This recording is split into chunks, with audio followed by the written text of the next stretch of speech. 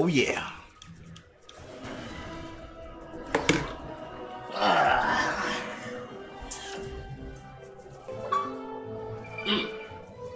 Time for some let go goodness, baby. Let's get it in. Trust me. Yeah, trust me, my man. A quick uptime, and let's get started with the festivities. Oh, we forgot something. We have forgot something very important. Stream label. All right. Well, let's do this. Yes, sir. One more pound for the 1 pound, ladies and gentlemen. Ladies and gentlemen, welcome to your NXT TakeOver War Games preview and predictions. As per usual, this card has 5 matches going for it. These takeovers have had 5 matches on them for it seems like now going back probably over a year. John, I gotta ask how you're feeling about this card. We've got 5 matches. Only 2 titles are on the line. One of them isn't even being defended. It's just being won. Brother, I gotta tell you, you know we always do like our little scale, 1 to 10, how hyped we are. I'm clocking in for TakeOver War Games at a 9 out of 10 on the hype scale. And 8, but goddamn. I'm just going to say something here at the outset because it seems more appropriate to say it here rather than later in the preview predictions. And it's something I'm going to reiterate tomorrow when we do Survivor Series preview predictions. That'll be at 9 p.m. EST.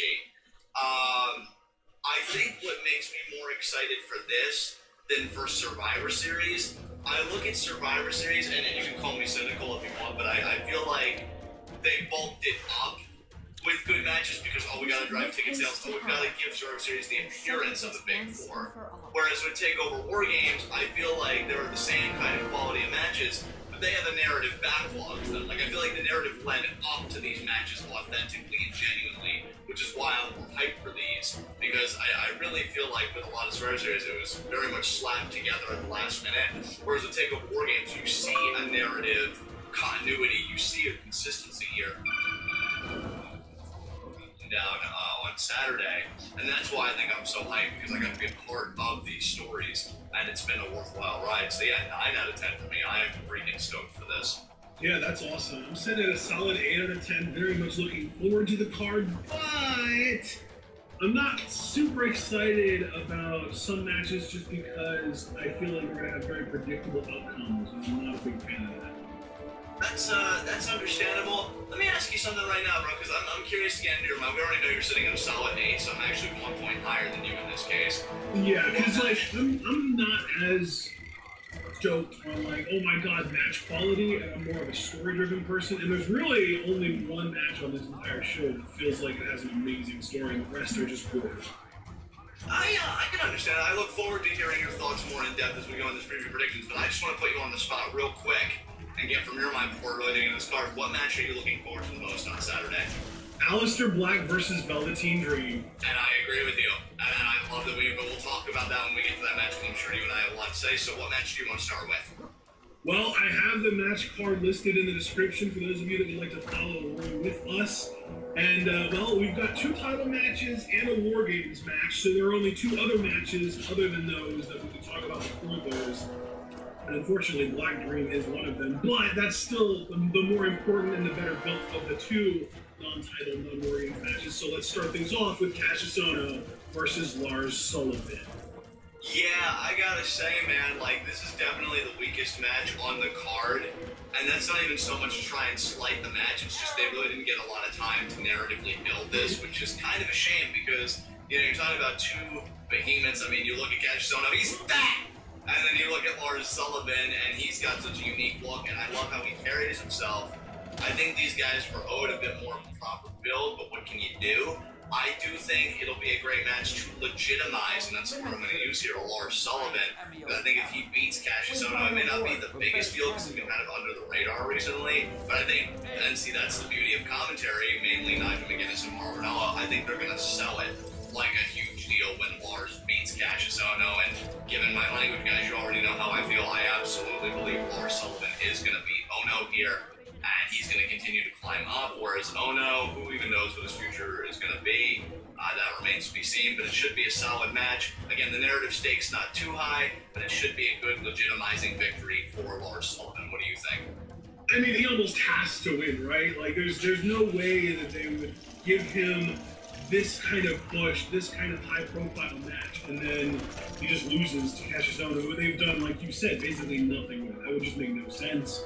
Right. So, I definitely think that Lars is going to win this, and honestly, it wouldn't surprise me if he won in relatively dominant fashion. What up, Bob? Yeah, I agree, which, honestly... What's going on, man? How you doing? Can you hear me okay? I am a strong, independent, exoskeleton-bound woman. I don't need aim, not anymore. Mo, damn.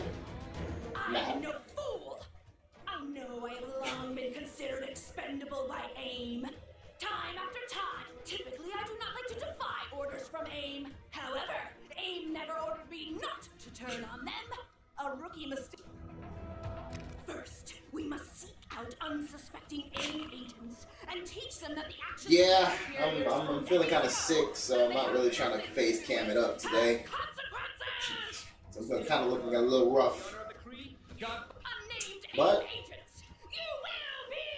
I do have, you know, mic and camera footage, so we're good.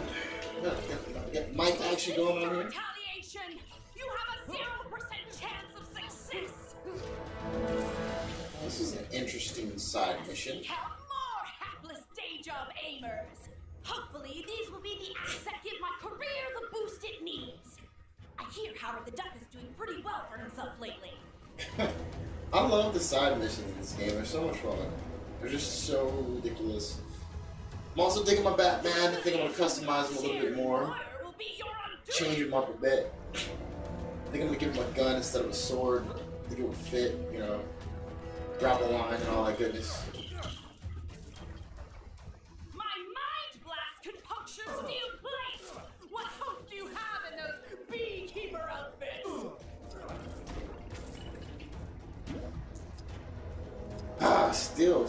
Still shocked that Marvel Heroes Omega is gonna stop, man. God, next month it's over. This maneuver shall be put All the money I've spent in that game, man. Everything I've done, it's crazy.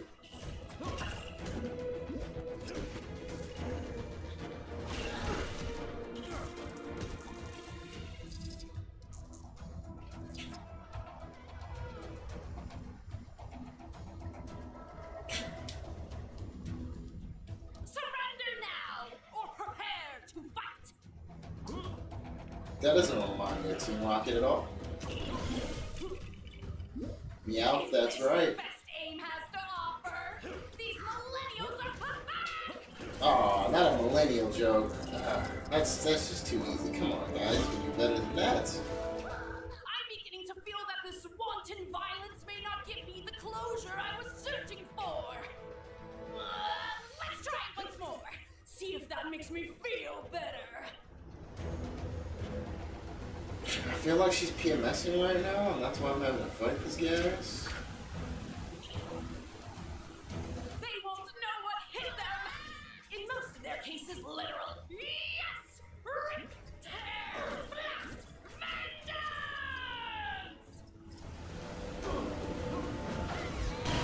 Oh, damn, Black Bolt, what the fuck?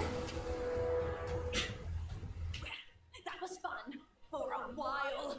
There's only so much blasting of mostly defenseless peons you can take before you start double-guessing your own actions.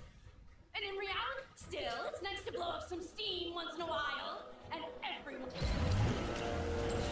Modem unlocked. Okay. Unlocked Modem. It's crazy. Alright, let's head to the customizer. Batman, you need some work, buddy.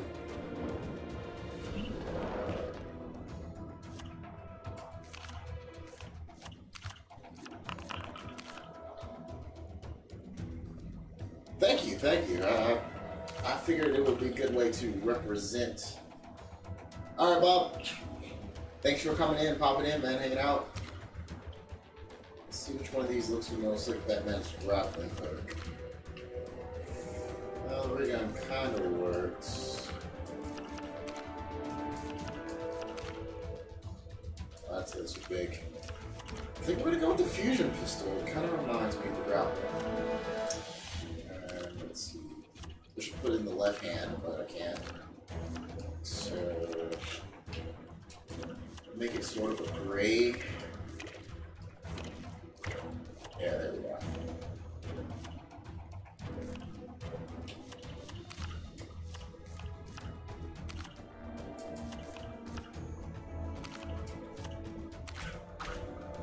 Alright.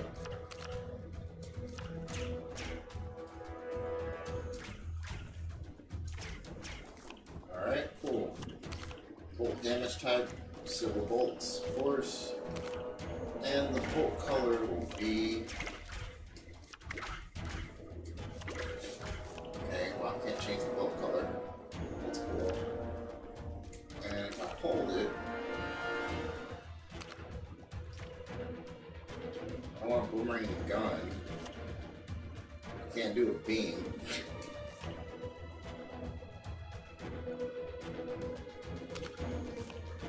I guess boomerang? I don't know how that works. Fighting, targeted lunge. That's about right. Go to the top. Alright.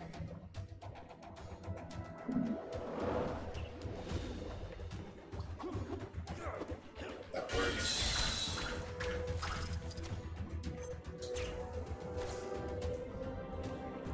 Okay, he shoots a bolt and then boomerangs. Or he doesn't really boomerang, but he fires at multiple things. Oh, he still has the flip. Sweet. That's exactly what I wanted. Now I just gotta change his pose. Let's pitch him here.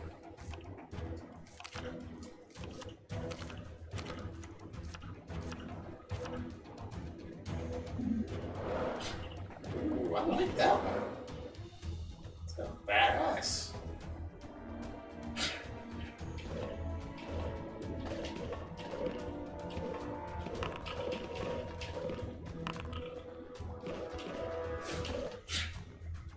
Oh, that kind of works.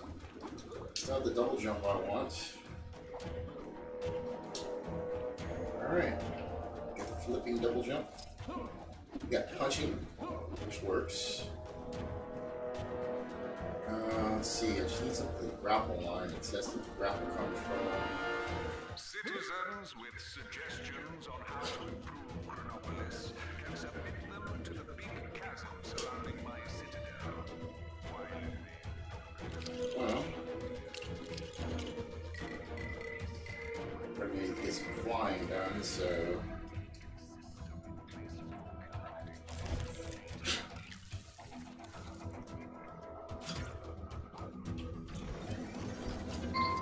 Oh! Oh shit! This thing's kind of hard to control.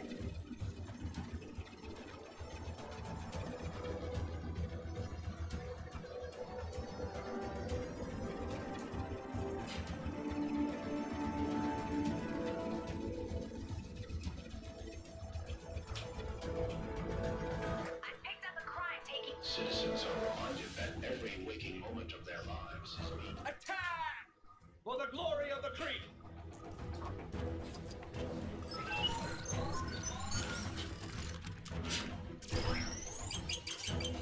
Alright, got that computer information, baby. Oh, since no one's chatting. Given the imagery of like Ono and his offensive style, you know, with the elbow strikes and the kicks and everything, if Lars Sullivan were just a ragdoll, which I don't think would happen, but in a more fantasy context, if it would, I mean, how would that make Lars look? Like, goddamn, that's a guy I definitely don't want to fuck with. And it's a great impression to give. But yeah, I think we're both agreeing here that Lars is winning, and there's not much more you can say about that, so I guess we can move on. Alright, well, before we do move on, I do want to just say regarding Lars, I think the first person to beat him might end up being Gargano. I think that they are going to kind of build both of those guys, and Gargano obviously being sort of the ultimate underdog. I think it would be very interesting for him to be Lars' first loss on the NXT.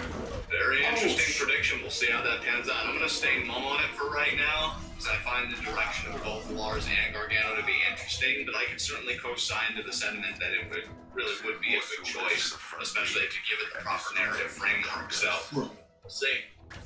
That applies to everything we talk about. It would be a good idea if it was given proper narrative. Yeah.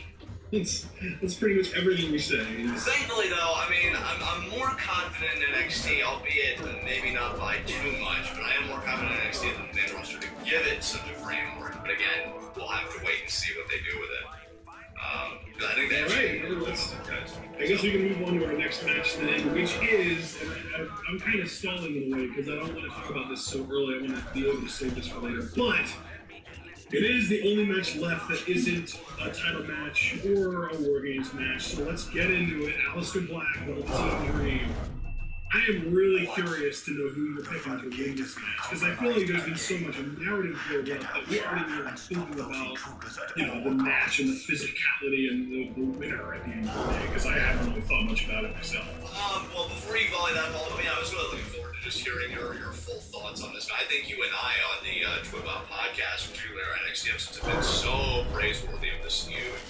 I feel like they've done such a brilliant job. Do you have any other final thoughts to share before we really say who the winner's going to be? Well, it really does feel like Aleister Black has gotten the better of Velveteen Dream every time of this feud, and he's also undefeated. So the easy way to go about this is just to say, oh well, obviously Aleister Black is winning, and this whole build has just been a more intricate way to feed somebody to Aleister Black that doesn't make the person being fed to. Okay. We are back.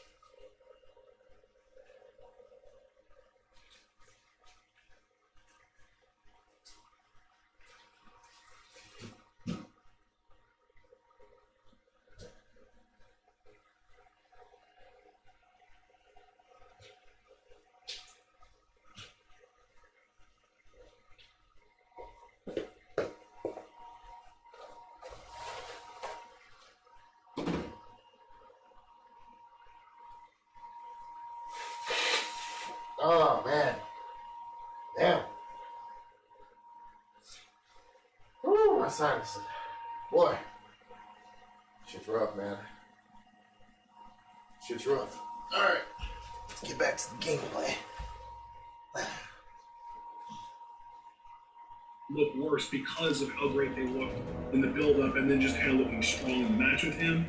I think that might even be the case, but God, how interesting would it be if this was Aleister Black's first loss? Like, even if it was a shitty, like, ref turning around and hitting a low blow, roll-up, Toru Yano style win for Dream, how much more interesting would that be? Oh, absolutely. I mean, and look, I can't avoid it anymore. You originally put it on me, Josh, who are you picking? I'm gonna put my balls on the table with this one. I'm picking Velveteen Dream to win. I'm going for it. I agree with Jarvis. And I mean, look, I just want to say something too. This isn't your usual, crazy old John being wacky with his predictions again. There's something going on here that hasn't gone on yet with Aleister Black and his run. And that's that, Velveteen Dream hasn't shown any intimidation. He hasn't shown any kind of awe. Like, if anything, I mean, he is very narcissistic as a character in a way, but I think he views himself as a natural complement to who Black is, and therefore can stand in the same light as him, unabated, with no issue. That said, we know that Dream's drive is to get Black to say his name, and I really don't feel like he's given it to Black that much, because even when he has, and this is the important thing to note here, Black has always turned it around. Put on his jacket, I'm still going to take out Raul Mendoza and stare you down. You're going to jump me, I'm going to get the upper hand and send you walking to the back. Like, he hasn't really fully been handed a comeuppance yet. And I feel like, and here's the thing too, let's not forget that to start this whole thing, Black spoke for the first time. And I think that was an added layer to his character, like, oh shit, he speaks, because he had never done that before. And he was speaking about, the man that he is and, what I have to do. So I think they're kind of taking an interesting direction with Black's character, but I think, again, and we see this with a lot of baby faces, even though Black to me has everything, I'm not saying this is a criticism, I don't think he's looked too vulnerable yet, and I think that's where Dream comes in, because I think Dream, of all freaking people, is going to be Aleister Black's vulnerability. That's going to be like that humanizing element. So yeah, I mean, it may seem like another one of my wacky predictions, but I am going with Velveteen Dream on this one. Now, I'm curious who you're going with, because I know you and I may have different thought processes, but I'm curious about here. Yeah, you know what? There are even people in chat that are saying, oh, what if Theo Rush helped Velveteen Dream? And that's so compelling because they were tag team partners, and I think maybe even tag team champions in Maryland, in a promotion in Maryland. I think it was like Maryland Championship Wrestling, MCW. But oh God, all of these great ideas are really, really enticing, and it makes me want to pick Dream. But based on really kind of the reasoning I gave earlier, that I think that they're doing this all so that they can feed Velveteen Dream to Aleister Black without making him look weak. But combine that with the fact that they really haven't addressed Aleister Black's undefeated streak as much during this program, and the fact that it's gonna have to go on early. Like if this match goes on late, like if this ends up going on like as like sort of the pseudo cooldown match between the NXT World Title and War Games, I would have to pick Dream to win. But based on the fact that I think this is going to be one of the earlier matches, I don't think they're going to do anything too crazy. I think that Black is going to win. I'm picking Black. And that's fair. That's fair. And see, dude, I love that this is a case where we're both divided, but in my mind, it's not even a case of, you know, me just being so extreme in one way and then you being kind of the anchor. It's more the way that this narrative has been presented. I think you can really see, like, is Dream going to get what he wants, or is Black going to continue his dominance? Which one do we think should happen? Which one do we think should happen? And for the record, as far as what should happen, I'd even still say I think Dream should win this. I think that's far more interesting narratively than Aleister Black having another notch in his belt. And what I want to make perfectly clear, Aleister Black isn't any less perfect if he loses here. He's still everything a top star should be, in my mind, on the main roster. But I think, hell, what a stamp of Velveteen Dream. I was talking earlier on Cash Zone could be a legitimizer for Lars. If Velveteen Dream manages to beat Aleister Black, even though I would fully expect Black to get the win back later, I mean, Dream to me down the road would have to be in the conversation for the NXT Championship. So I can't wait to see what they do. This build has been incredible, and again, it's both of our most anticipated matches on this takeover, simply because the story has just been so goddamn good. Yeah. So, what's next? Oh God, I'm also thinking about like how much would be added to this match if we just got something as simple as like a moment where Dream is on the ropes and Black, even though Dream is on the ropes, Black still hits him with Black Mass and it knocks him out and he falls into the ring and there's just a little trickle of blood running out of his mouth. And then he gets the win, and then after the whole thing is over, Dream grabs him by the hand, picks him up, shakes his hand, and just gives him that respect. Like, doesn't even need to do the whole saying his name thing. Just shake his hand, give him respect. Like, there's so much legitimacy to be had there, and I don't know. I don't know. I think that this match has the potential to be a very artistic in a way, I guess you could say. And I don't know if they're going to take it to its full potential, but I'm hoping that they go artsy with it in a way. I know this will never happen, and what I love about premium predictions is you and I can just let our hair down and let our thoughts freeform. But it's times like this where I almost wish that workers, like, together as a unit could go into business for themselves, even against, like, a brand's interests. Because I would love for these guys just to do whatever the hell they wanted and breathe that artistic life into this match that you and I both know is there. And I am worried, and see, that's the thing, even though I am still picking Dream, I can never lie that I am worried that NXT is going to be like, we've got a real commodity here in Black, and they play the conservative route, and they have to just maintain a perpetuated streak. And I'm not saying there's anything inherently wrong with that.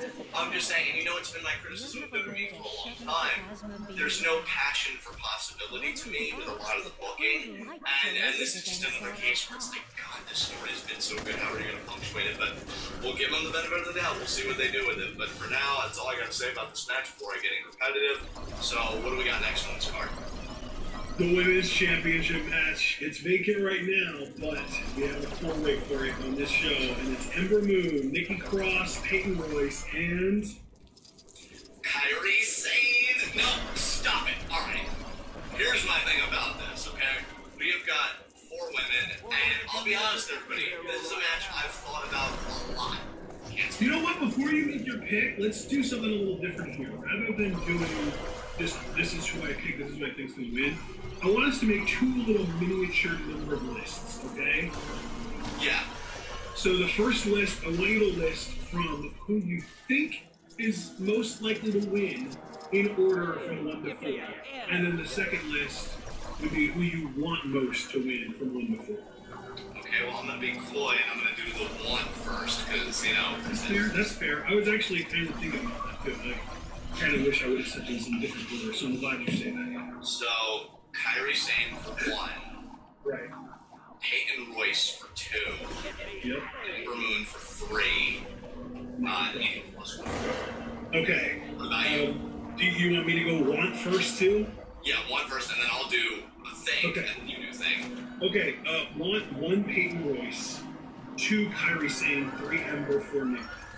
I like how it's pretty much our 1s and 2s are flipped, but then 3 and 4 are the same. Now here we get to who I think is going to win. Which obviously, whoever you put at number 1 is your official pick. Exactly. 1 Peyton Royce. Yeah! 2 Kairi Sane. 3 Ember Moon. 4 Nikki Cross. See, I disagree. I definitely disagree with your prediction. As happy as I am to pick Royce and picking her to win. Bro, I would be so freaking happy if she did, but I now don't. see this is where I will give everybody permission to say, crazy old Uncle John with his wacky predictions, everyone. I feel like Peyton Royce is being severely overlooked deliberately as part of the narrative here. Because I feel like everybody is looking at Kairi Sane and Ember Moon and good reason, and especially Kairi Sane. Stop it! I've got chocolate truffles in the oven. I don't have time for this shit. But no, I honestly believe, look, colored a bit with bias. Yes, look, I love Kairi to death. That should be obvious knowledge to everybody. But what have you and I been saying on this podcast for so long? That, and I'm going to go ahead and say it, I think the iconic duo, regardless of male or female, is probably the most underutilized act in NXT right now. Because those... I would just say, rather than saying underutilized, I would just say entertaining. They're the most entertaining act.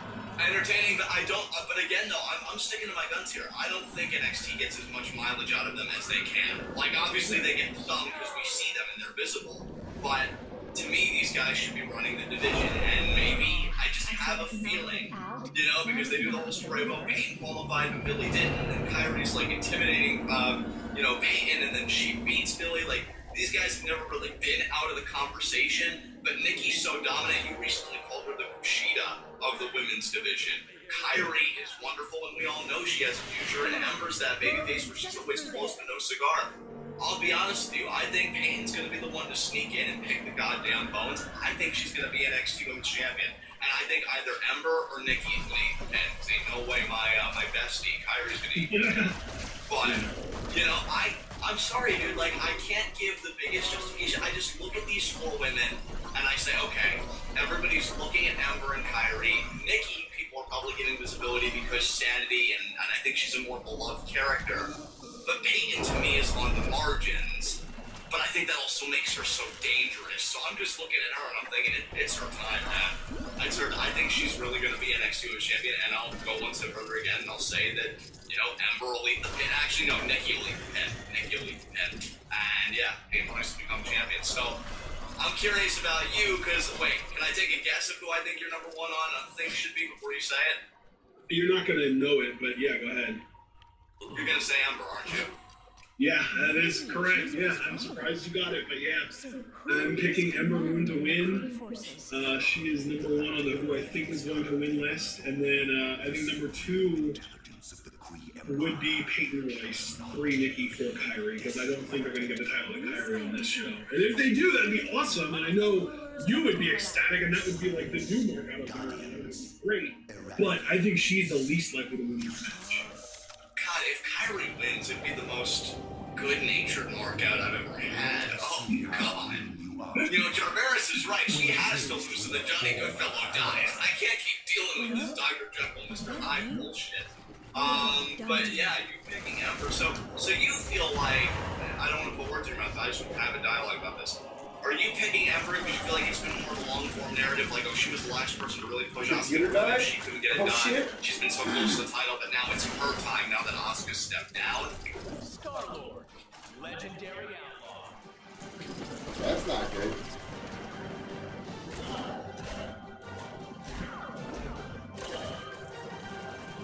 Well, I hope your computer's okay.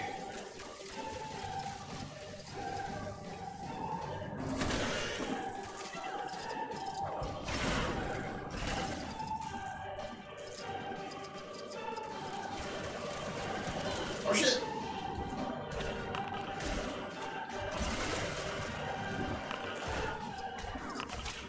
Yeah, this game is pretty dope.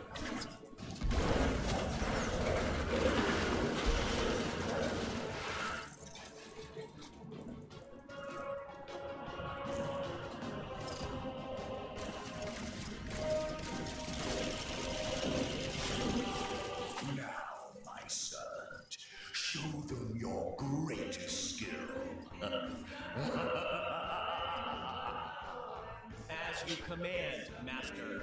Oh yeah, you are not all that and the container of salted potato snacks. Throw it down. Let us see shit! what you got. Kratos. Dance battle? It seems he's challenging us to Dance battle? Oh shit! Look at Black Ball! He's getting it!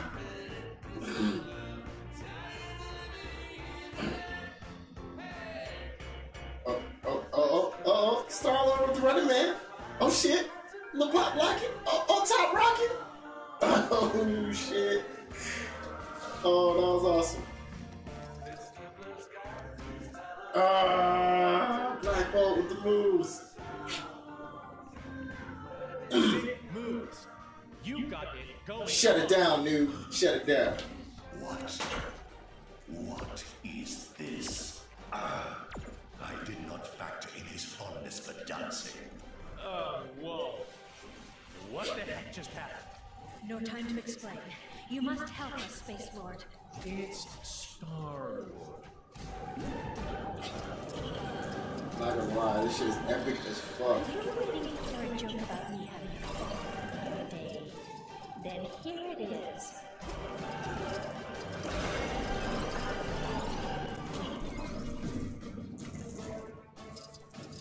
Come on. Come on. I'm so close. Come on. Thanks, true believer.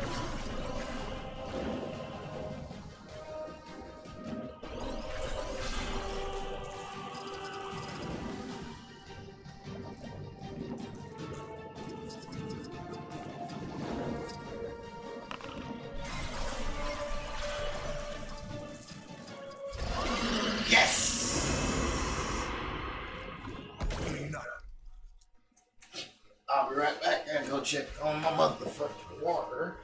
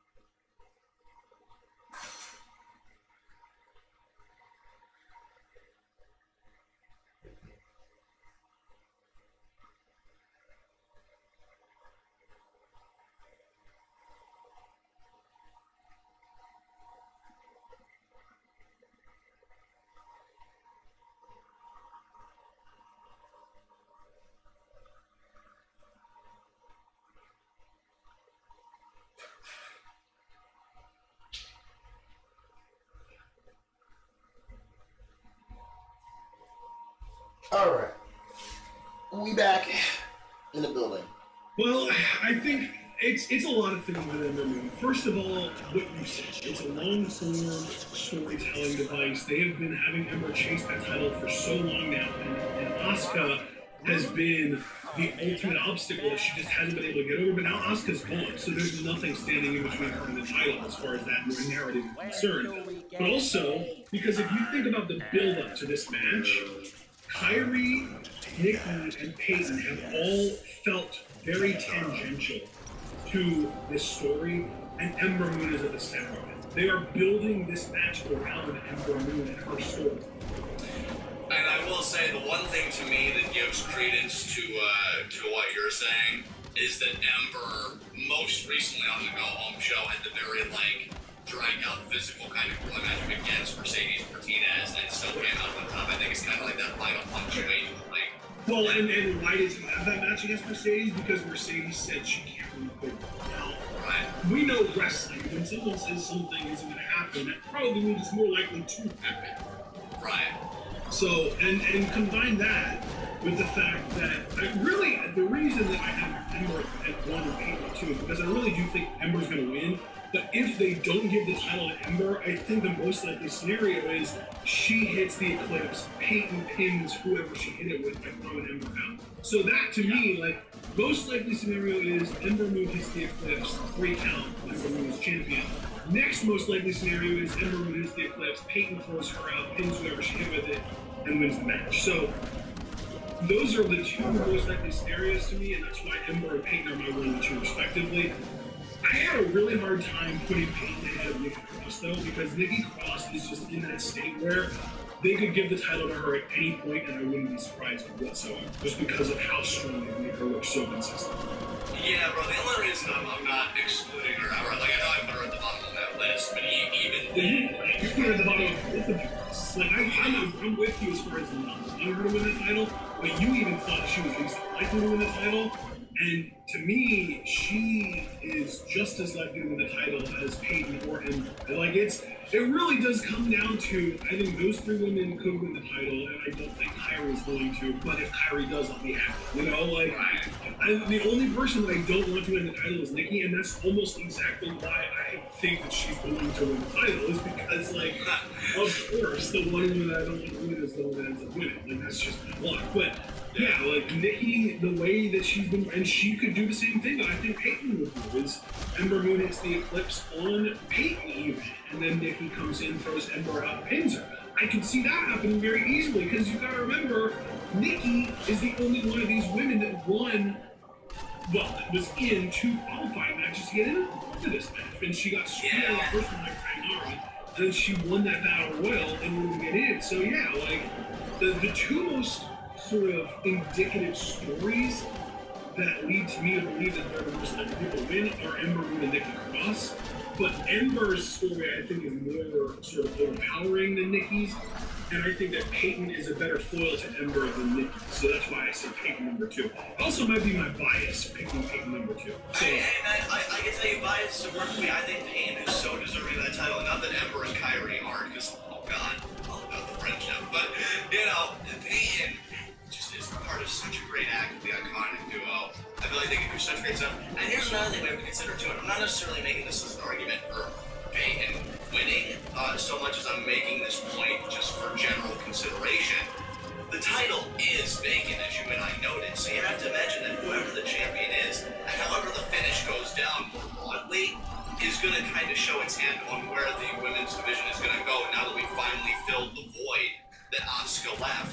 For example, to kind of piggyback off of you mentioned a scenario where Ember may hit the total eclipse, and Peyton just tosses Ember out and then pins the person that got hit by it. Well, that would kind of telegraph to me, well, 1, obviously Peyton's her champion, and 2, her first big feud would be with Ember Moon. So we're going to get a lot of questions answered about extending the division and what direction in terms of feuds they want to go. And as we mentioned as a criticism in a prior podcast, the championship is the only feud that matters. You know what's kind of funny though is 2 people that I think are most likely to win. I think Peyton, if she doesn't win, is the most likely to get pinned. And see, I can see why you're saying that. And here's something I think it's funny because I think that Kyrie is the least likely to win, but I also think that she is the least likely to get pinned. Right. I think they're going to go out of their way to protect her. I just don't think they're going to give her the title. So, like, when you really kind of crunch the numbers, it really does kind of add up to Ember Moon pinning Peyton. That's what I'm going to predict. The only other point I'll give in your camp of Ember winning, and like I'm not gonna change my mind because I just got that again. This is my official live prediction. Peyton's winning.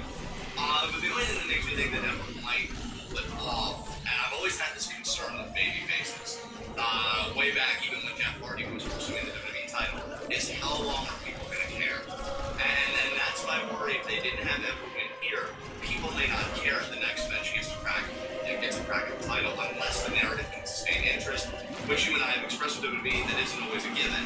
So they may want to cash in and belt out, just complete that story and then focus on a new story, and that is Ember as the hunted, as the champion. So I can definitely see where you're coming from. I'm going to dig my heels in the dirt though and be stubborn. So we'll see how it goes, and it should be a very good match. Looking forward to seeing where the direction of the division is going to go. It's funny though because we've kind of set ourselves up so that the only person that can win and have both of us be disappointed is me. Because if Ember wins, I'm happy because I predicted it. If Kyrie wins, you're obviously gloating because she's your girl.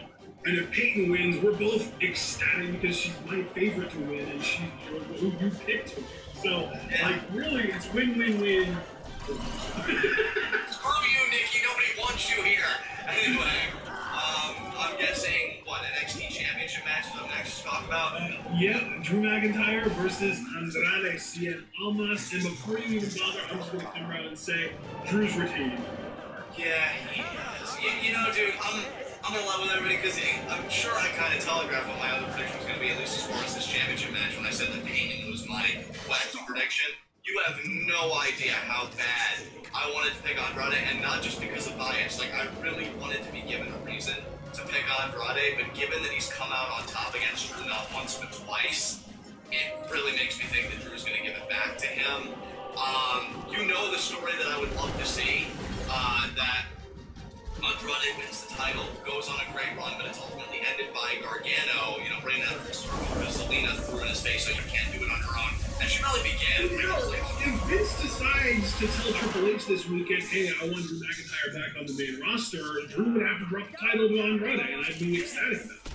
Oh, I'd be ecstatic. I mean, dude, I don't even have to say that I'd be ecstatic about it. You guys know that I'm building, like, I had that whole Hideo kind of thing that Andrade was my number one, and honestly, he's kind of taking that spot only because of Hideo's absence. Like, I'm just probably lamenting his life is going to be a part of the Cruiserweight division and counting down the days until he can return to Noah. But, you know, I look at Andrade, and I've already said, you know, he's brilliant. I love Selena Vega. Like, the packaging is there. But, and see, this is me being a petulant, whiny fan, and I've known up to that. But this is where time does not favor Andrade because he happens to have it all together in the same era that Adam Cole, Drew McIntyre, and so many others are sharing the division. And it's really... He's only benefiting, you know, from the circumstances the same way that Andrade is suffering from them. I can't fault either one of them for that. But, you know, it's Drew's time right now. And really, I was honestly hoping that on the go-home show, Drew would get the upper hand. This way it would be more of a toss-up, and then to be honest with you, I would have picked Andrade because I would have said Zelina was going to be the X Factor. But here, I think Drew's going to find a way. So yeah, very heavy-hearted. I'm picking Drew to win, but if Andrade wins, I mean, I love Kairi Sane, but if Andrade wins, that'll be my new markout of 2017. And if you guys think it would be hard to unseat my markout for Skrull, Andrade can do it because I'd fucking love to see him as NXT champion. It's just not happening, so that's all there is to it. I just want to well, we can agree on that. So, yeah, Drew is retaining, and really, if they would have wanted me to waffle even a little bit on this, it wouldn't have even taken a Drew McIntyre standing on the last episode of NXT TV. all it would have taken was for there to be like a sure thing that this match was going to be invented. Because if I was 100% sure that this match was the last match that was main eventing, I'd be closer to 50-50 than I am. But knowing that it's not even going on last War Games will be, I am 100% sure that Drew doesn't take. And if he doesn't, I'll be shocked. But in that same vein, I'll be ecstatic and go, well, I know it so much. And it probably means that Drew's getting called up. And both of those things need to happen. And I would hope as a third block, though this is far more uncertain than the two that you put forward, that again, we would get this amazing long-form narrative of Gargano beating Andrade for the title, because that's just the vision I have in my mind. I think those two would fucking kill it, but again, NXT has to pull the trigger first. Neither one of us thinks they will, so I'm just gonna get my sigh out. Alright, team. Our first destination is the underwater city of Lumeria. Alright, well, let's get right into it. Then you guys see it on the background of the video. We've got War Games. 3 teams of 3 people each in 2 rings with 1 cage. And apparently no roof in the cage, so that's going to be interesting as well. We've got Sanity represented by Eric Young, Alexander Wolf, and Killian Dane. The Undisputed Era represented by Adam Cole, Kyle O'Reilly, and Bobby Fish. And the Authors of Pain and Kyle O'Reilly being a team of 3, all going at it. No stakes whatsoever. From what I understand, the tag team titles are not on the line here. And yeah, I guess it's just meant to be like a turf war. Let me just get my, seemingly stupid question out of the way early to you, just to kind of set the tone.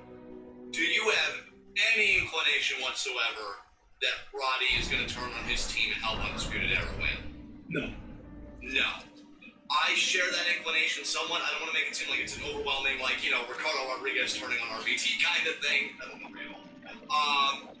But it's kind of scratched away at my head a little bit, mainly because WWE is kind of weird with their booking sometimes. And I know what people would ask, if Roderick was going to help the Undisputed Era, why would he, go on and have enough? Earlier, before this War Games, it was only like a week or 2 ago.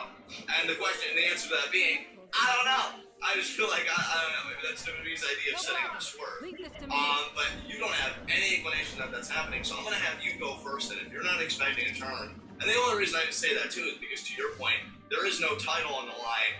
I don't know if WWE wants to do anything besides it just being, oh, hey guys, it's War Games. Like, I always feel like they like to punctuate the endings of their takeovers anymore, like some kind of turn or, debut or something like that. So how do you see this match going, man? I'm very curious to pick your brain on this. I mean, we might get, not necessarily a turn or anything like that, but we might get a debut here. Who do you think could debut? I mean, do you have any inkling of who might debut, or are you just putting that out there? Donovan Dijak.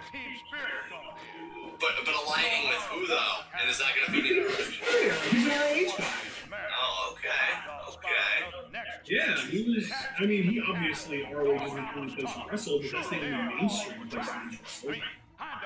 You know what's crazy? Because Donovan Dijak is such an impressive specimen. Like, I'm loving your line of thinking right now. That I could see, it works both ways to me, because I could either see Sanity having the Undisputed Era cornered, and you know what a behemoth Killian Dane is, and then Donovan Dijak kind of neutralizes that, or Roddy, because he's been getting pushed by the Undisputed Era, and the AOP kind of closing in. But again, Donovan Dijak comes in and he just wrecks space. Yeah. I think that's a very attractive thing. Because if you think about it, the only team in this entire match that does not have a big guy on their team is the Undisputed Era. Adam Cole, Kyle O'Reilly, Bobby Fish are all under 6 feet tall. Akam and Razor are both huge. Alexander Wolf is a bigger guy, and Killian Dane is kind of in that super heavyweight category as well. Right. Both of the other teams have bigger guys, and in the meantime, the Undisputed Era is just 3 guys that are 5'11" and under 200 pounds. So, Adam Cole might be around 210. Probably closer to 205, which I didn't want to say. Right. So, yeah, I think it would make a lot of sense, and especially if the cage isn't going to have a roof, which Triple H said in this conference call, which you and I are going to listen to. Obviously there's going to be interference, and I think it's going to be Donovan Dijak, and I think that he's going to help the Undisputed Era win this match. So that's my official pick. You know what, dude?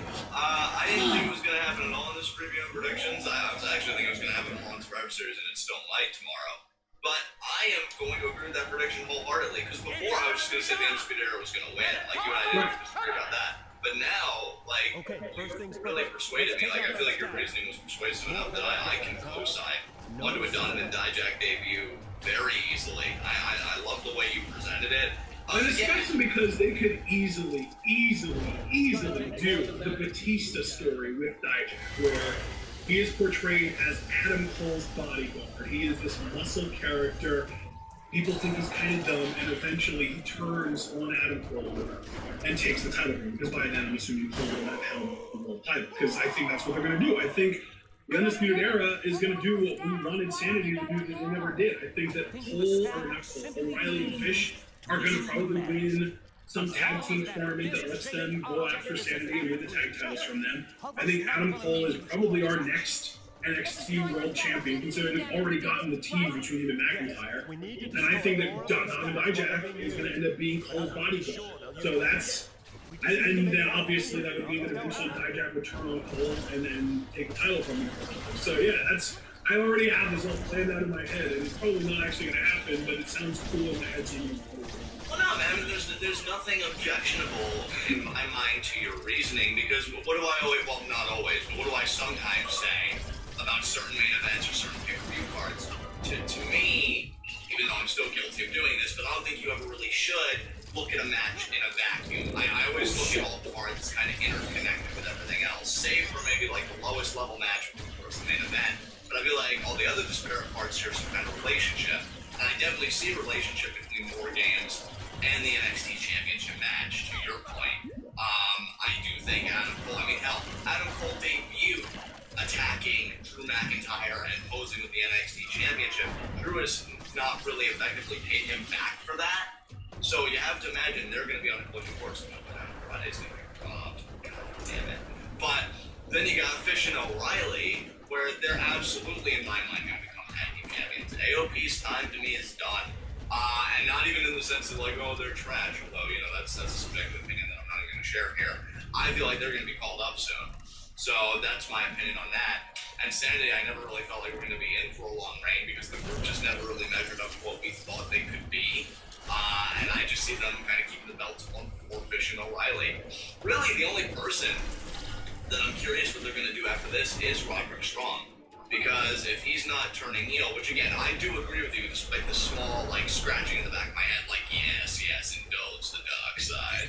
I don't really know what he's going to do after this. But yeah, as far as everything you're saying about Undisputed Era, and again, even Dijak, I agree with it. I see no reason to object to it, and I'm just gonna fully, wholeheartedly co-sign onto your prediction here and say, yeah, Undisputed Era for the win via Donovan Dijak debuting. Now, do you have any like inclination, like, do you think Adam's gonna pin Roddy, while Fisher O'Reilly's gonna pin a member of Sanity? Because that may be. Oh yeah, I definitely think that either Bobby Fish or Kyle O'Reilly will pick in one of the Sanity guys, because that'll set up their tag title. Awesome. All right. Well, I think you and I are in complete agreement there. And there's really nothing else to say. I am so looking forward to Saturday again. Dream Black, Andrade McIntyre, because even though I know Andrade is going to win, you know how I am. I'm going to go down swinging, cheering for Andrade. You're Kyrie. And Kyrie and friendship, and you guys are going to see me just struggle with my duality the whole time between Scumbag and Goodfellow.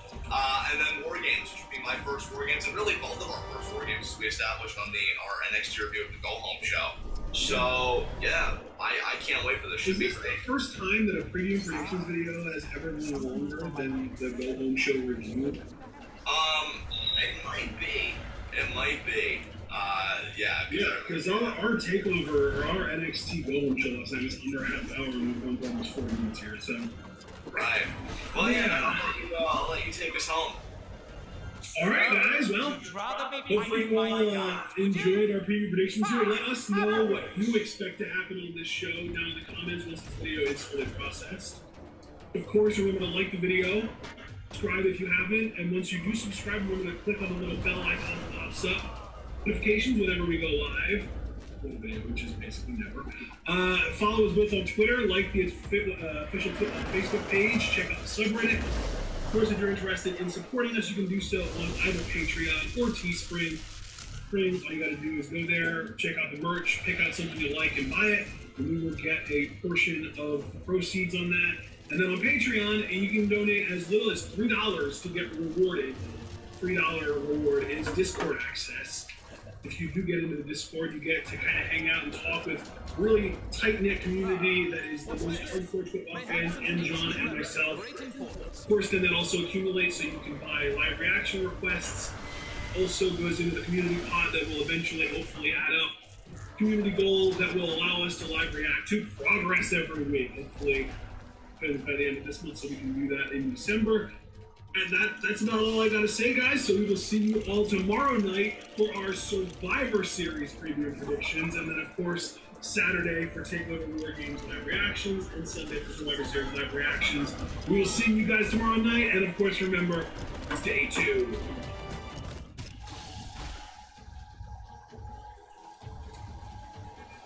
God, subdue that green monster! The Red King commands his loyalty! And we wouldn't want the show to be over too soon. Welcome to Wow, the best wrestling podcast made for wrestling fans, by wrestling fans, on the web too. The connection between the doctor and the patient is extremely important, I think, for the doctor and for the patient. Compassion goes hand in hand with nursing. I love it. It's really the only thing I know how to do. Take care of people. Compassionate care. You want that patient to feel like you're there for them and just them. Ascension Care teams at Providence always have and always will deliver compassionate, personalized care. Find the care you need when and where you need it at getprovidencecare.com. We are Ascension. I think it worked. The disc's been damaged again. What are you doing? You're supposed to Ladies and gentlemen, welcome your WWE Survivor Series 2017 preview and predictions. Joe has a lot of really intriguing matches on it. And of course, you've got the two big 5-on-5 brand versus brand matches, a bunch of easy title versus title matches, and of course, you do have one title on the line that's not even going to be on the main show, and the old Shield versus New Day thing.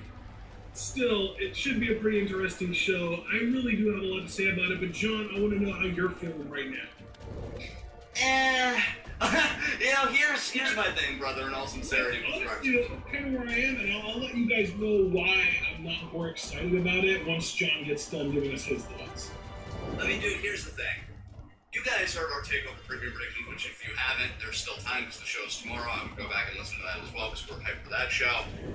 I loved that you got, to me, a quality match card. Like, even Lars Cassius, I'm looking forward to in a way, and they gave that some build-up. But I feel like a lot of matches here, I like the narrative leading up to each of these matches. I'm like, okay, this looks like there was effort put into it, and this and that. With Survivor Series, I just hate how they had one card, knew it was going to bomb, probably wanted to really push ticket sales, and they changed the card. Now, do I think that was a dumb move? No, but here's my thing. These are great matches, fine. Or they look on paper like they're going to be great matches, fine. But I think what angers me, like, if I wanted, like, just great matches, like, that's why I think are PWG, right?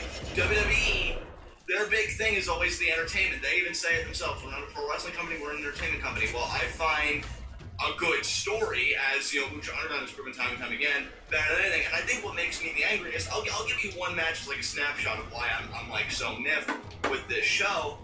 You pull the trigger on AJ Brock, which I know you couldn't have done it right away because Jinder Mahal was champion, but I feel like they could have had the title match a hell of a lot sooner than what they did, and gave these guys more breathing room because what the 1 to 2 weeks of build that we got with those two, I loved it.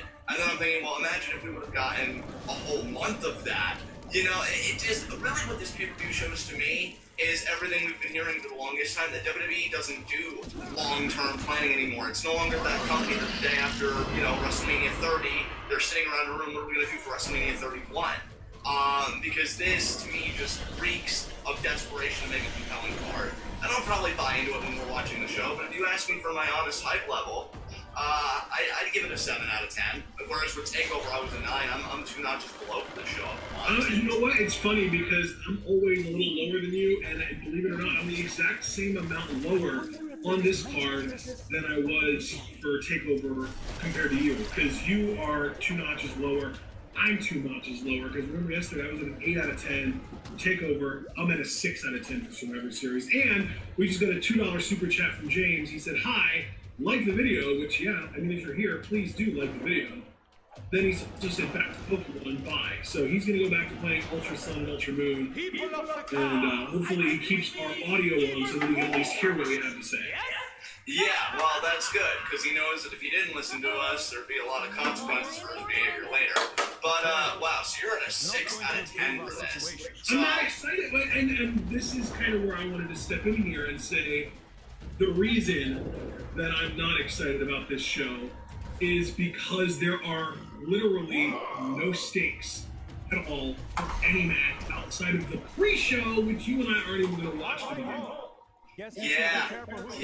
It's really, isn't this a similar complaint that you levied against last year's Survivor Series? Because you're doing all these elimination matches, but like, well, I don't remember. I don't remember, to be perfectly honest with you, but I feel like last year we were at least under the impression that they were going to do something along the lines of, oh, whoever wins the most matches, whichever brand wins the most matches, gets like a free draft pick from the other squad or something like that.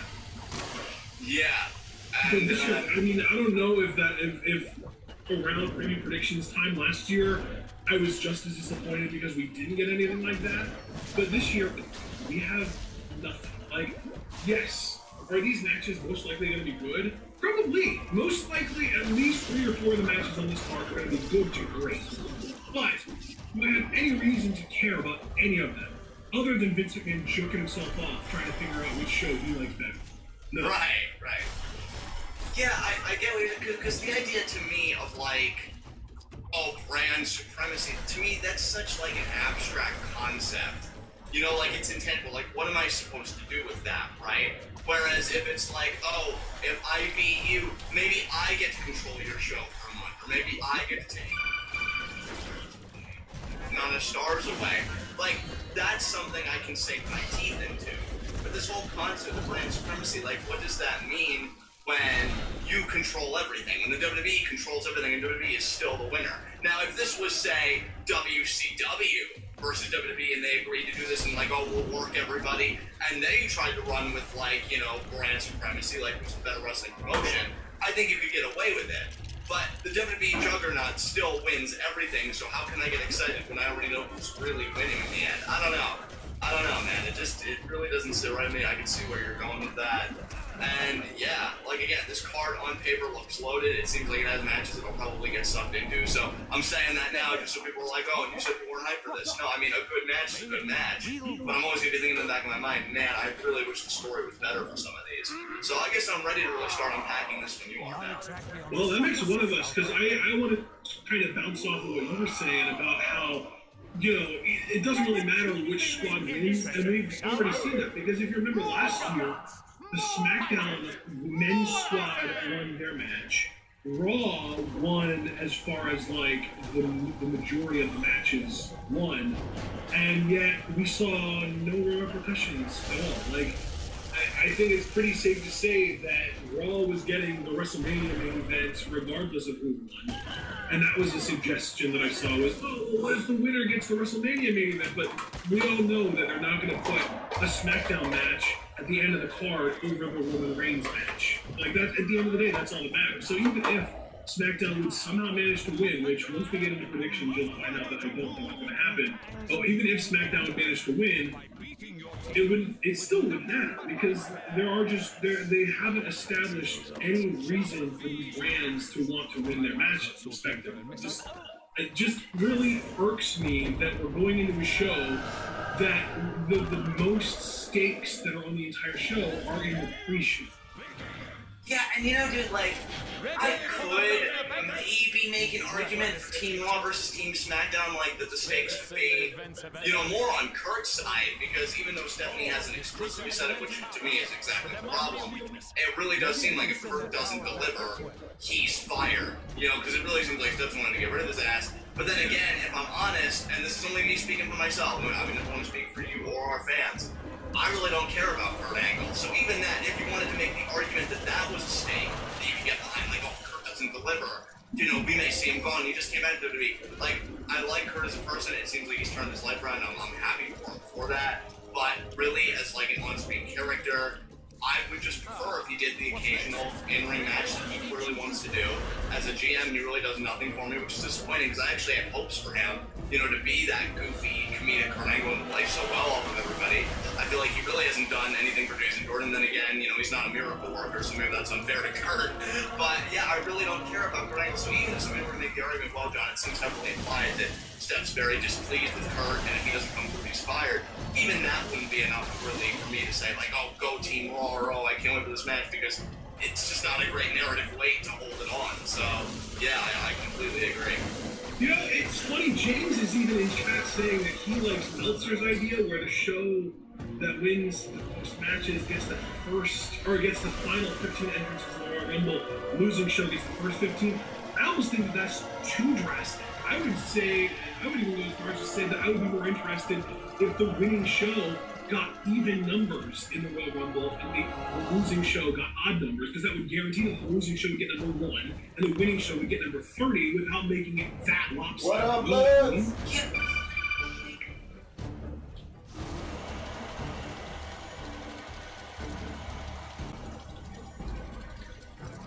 What's going on, brother? You alright tonight? More morning for you, I think, right? Now let's get the red cane. Come and get me! Prepare to fight!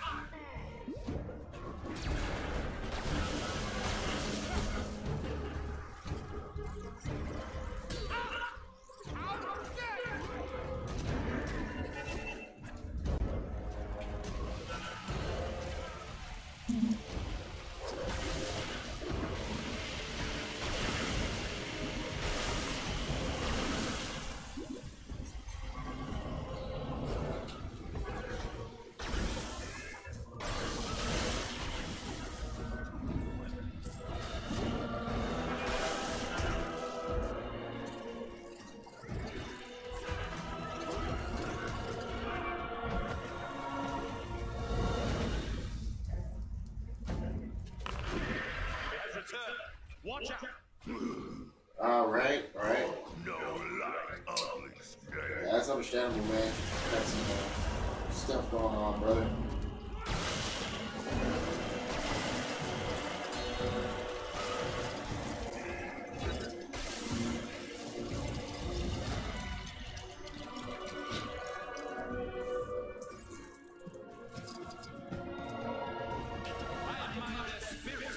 Do they not realize with whom they're dealing?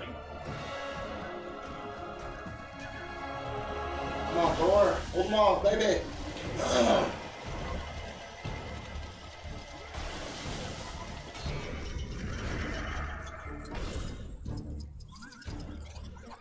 I think our strategy is beginning to work. Hulk gets revenge on Beauty Tomato Man.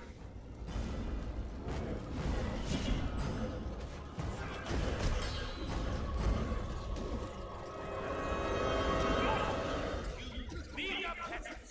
You do not treat your Red King this way!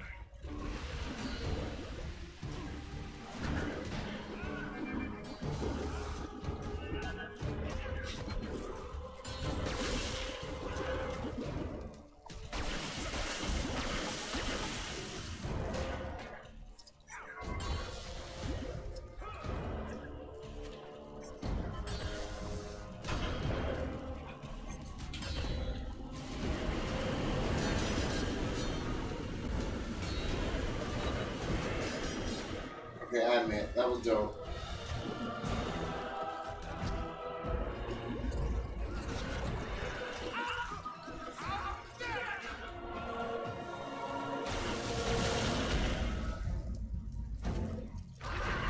Here he comes again!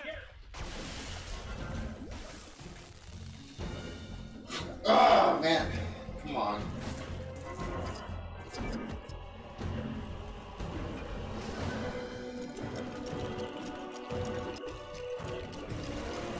It has returned.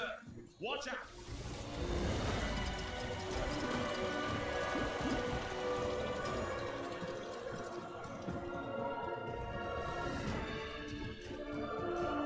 Come on, come on. Man beam.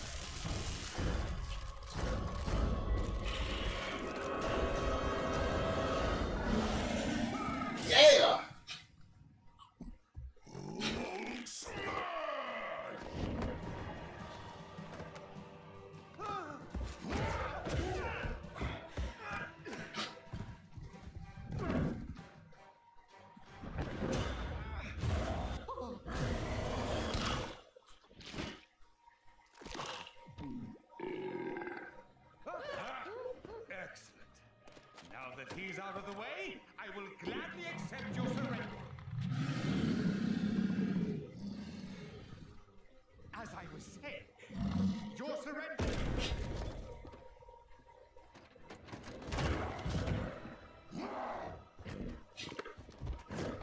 We'll call it a draw.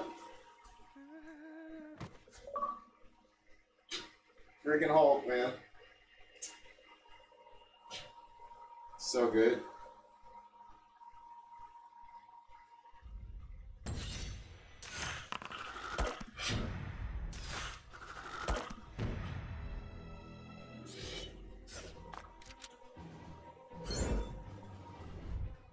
Well, this was a fun mission. This was definitely a fun mission.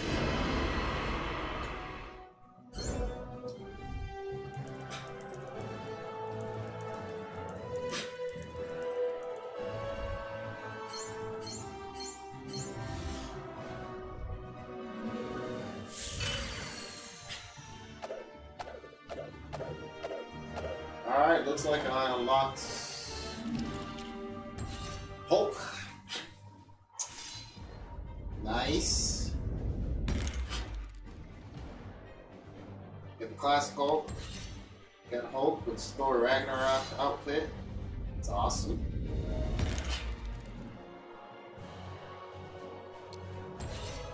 Bruce Banner, nice.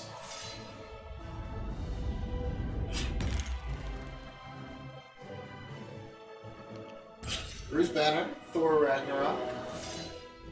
Also very nice.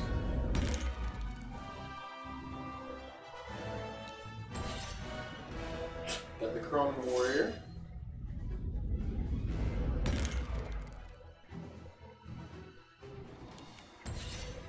And Red King. Okay. Will we get any of the alternate Hulks in this game? That's what I'm wondering. See him in this mission. Pretty awesome. Our job's not over yet. Thor, Strange, Hulk, take a breather. Captain Marvel and I will scout ahead. Sniff out any more traps. We'll rendezvous back in Lumeria. Good luck. Be careful, my friends. It seems that Atuma is more slippery than the Serpent of Midgard. Why isn't Hulk still in his Ragnarok outfit? I dispatched them with such ease. They never got to meet you, my abominable friend.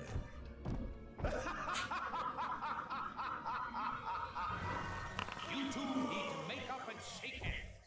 The two captains. Oh yeah, that's a lot of fun, man. That's a lot of fun.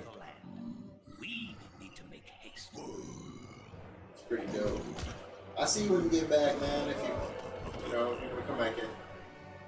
Now that we've Catch finished you with later. our detour, we should head back to Lumeria to get that Nexus fragment. And let us remain You know, I mean, but again, this to me. Really, just anything at this point to give me a reason to want to cheer one of these two brands other than just, well, which brand did you cheer for in the lead up to the show? Which brand did you, in your mind, label as the face, and which one was the, like, whatever. They really went out of their way to make it so that they're free for the audience to choose which one of these brands do you see as the good guy? Which one of these brands are you going to cheer on? And in my mind, I couldn't give two shits. So really, it does just have to come down to which side has the performer or most performers in the 5-on-5 case that you like. That's all it comes down to. Yeah, but it really does come down to personal preference. I mean, and you know, to me, like I was about to say, this is so indicative again.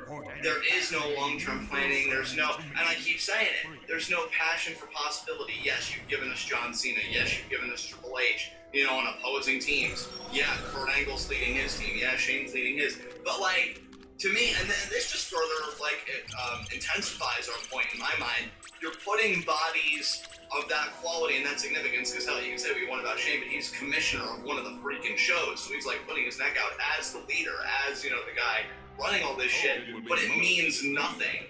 Like, I could understand if these guys were doing it because of Royal Rumble numbers, right? Or because, oh, you know, if our team wins, we get to pillage their locker room, and then that show's going to be left with nothing. How the hell are they going to put on an entertaining show without Samoa Joe or Braun Strowman or, you know, if it's Raw, Shinsuke Nakamura, you know, stuff like that. But these guys are going out there, they're competing, it's going to be a match, but that's just it. It's just going to be a match. If a guy like Triple H is competing, hell, even John Cena at this stage of his career after doing the job for Roman Reigns, if he's competing, I would say, it better well damn mean something. And it doesn't, though. You just get to say for 1 year, oh, we beat you at the Survivor Series, but that it doesn't materially change anything, and it's very frustrating. It is very frustrating, but now I think I'm content with what I've said on the subject. Are you? Absolutely. Let's break down the card. Let's get into, like I mentioned, the pre-show, which is the only match on this entire card that has any real stakes. Enzo defending the title against Kalisto. I think he's dropping it. I think he's going to keep it.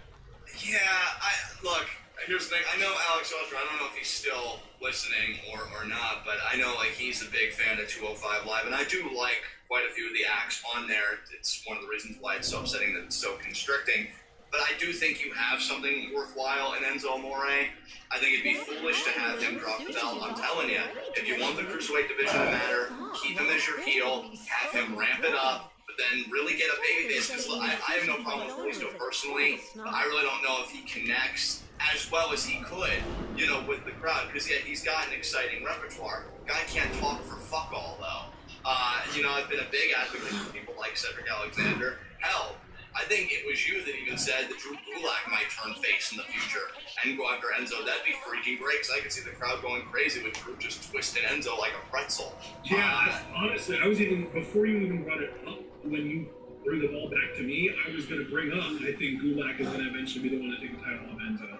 I think that could be a great story, you know, because he's a guy, right, that's campaigning for a 205 Live. I could see it being, you know, Enzo, with my campaign for a better 205 Live, not only would it be better with it being a no-fly zone, it'd be better without you as Cruiserweight Champion. Bam, you know, you got your face turned, and you've got a face that's, you know, very technically sound. Tavares actually does make a good point. Drew Gulak might stay heel, and they might just bring Hideo in and have him be the one to beat Enzo. Oh, God. And see, though, I mean, look, being fair and keeping the focus on the Cruiserweight division, not what I think Hideo should be, which, you know, I think the world of Hideo, and I can make a commentary all by myself on that, it would be a great story, because you've got this intense, you know, who is a legend in my mind, given what he did in Noah, you know, as Kenta, coming in and kicking the head off of a guy who runs his mouth. So you want to talk about getting that pop, because people love seeing Enzo get beat up, which is a testament to his heel work, because he talks this game, oh, I got my own locker room, I'm driving the best cars, you know, the women love me, and he's got, you know, the belt to prove it, but he looks the way he does. And then you've got a guy like Hideo who comes from a completely different, you know, culture and background and all that stuff, and he just kicks Enzo's head off. Very straightforward story, and one that works. So yeah, I think Enzo retains here, and honestly, I would not be surprised if Enzo versus Hideo was the Mania match for the Cruiserweight Championship. Even if it's not their first match, I could definitely see that being the Cruiserweight match at Mania. So yeah, Enzo to retain. Yeah, I definitely, we're seeing eye on eye on that, because I don't think there's any way Kalisto wins the title back, because like they only really put the title on him in the first place because of the Eddie Guerrero birthday. I really don't think they're going to go there. So, yeah, let's get into the main show. And I honestly, because of the fact that there are literally no stakes on any of the matches on the main show, I literally just had to order them on what I felt was Spider-Ham? least interesting, least important match to the most interesting, most important match. So this match card order is entirely subjective. Oh, man. Normally I try to be like, okay, well, let's put the matches with no stipulations first. Then we'll do some title matches that aren't a main event, then main events. And they're just it doesn't work here. So let's talk right immediately. We're talking about the match that I give the fewest shits about. The match that I actively don't even want to watch. The match that I'm most likely going to spend talking to chat in and during. Alexa Bliss versus Charlotte.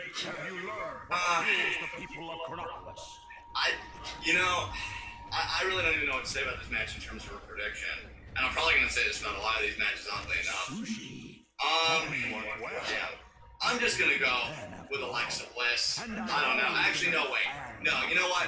I'm going to go Charlotte. I'm gonna go Charlotte, and I don't want to show my hand too early, but I can tell you with the women's elimination match, I do think Raw's gonna win that because Asuka, so I think SmackDown needs something, so by that logic, I'm gonna go Charlotte here so that it's even keel.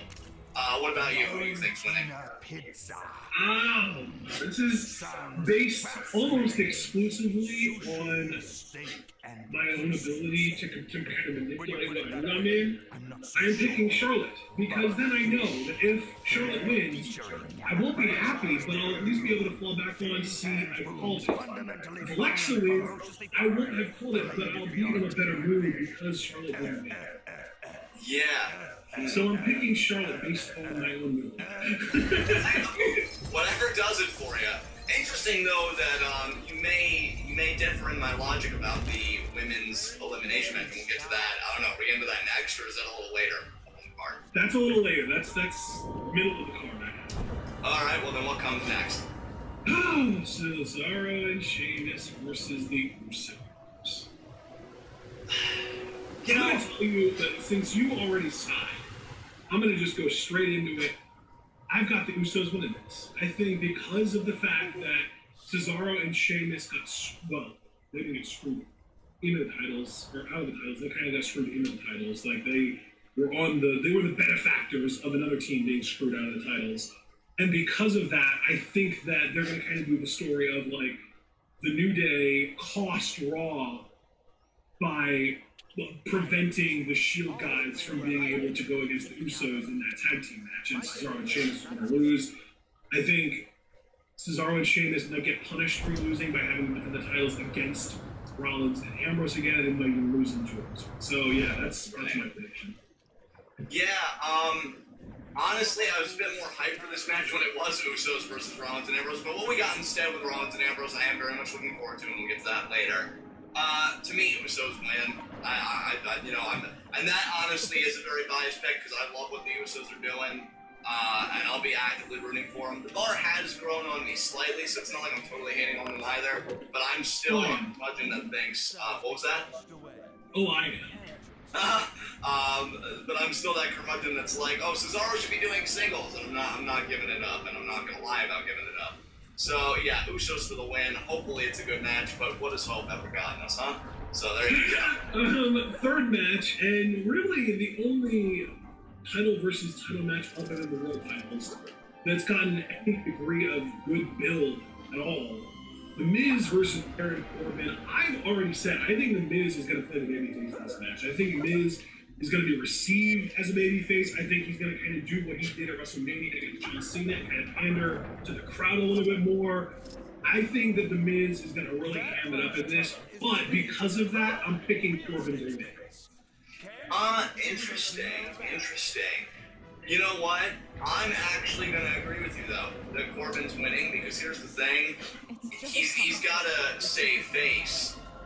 To me, in the verbal department, Miz has scorched him. And I do want to commend both guys, though, for going into business for themselves, utilizing social media, cutting the promos, because really, as far as on-screen, they both had to worry about being champions, or, Miz still had his concerns with the Shield, and Corbin had his concerns with Sin Cara.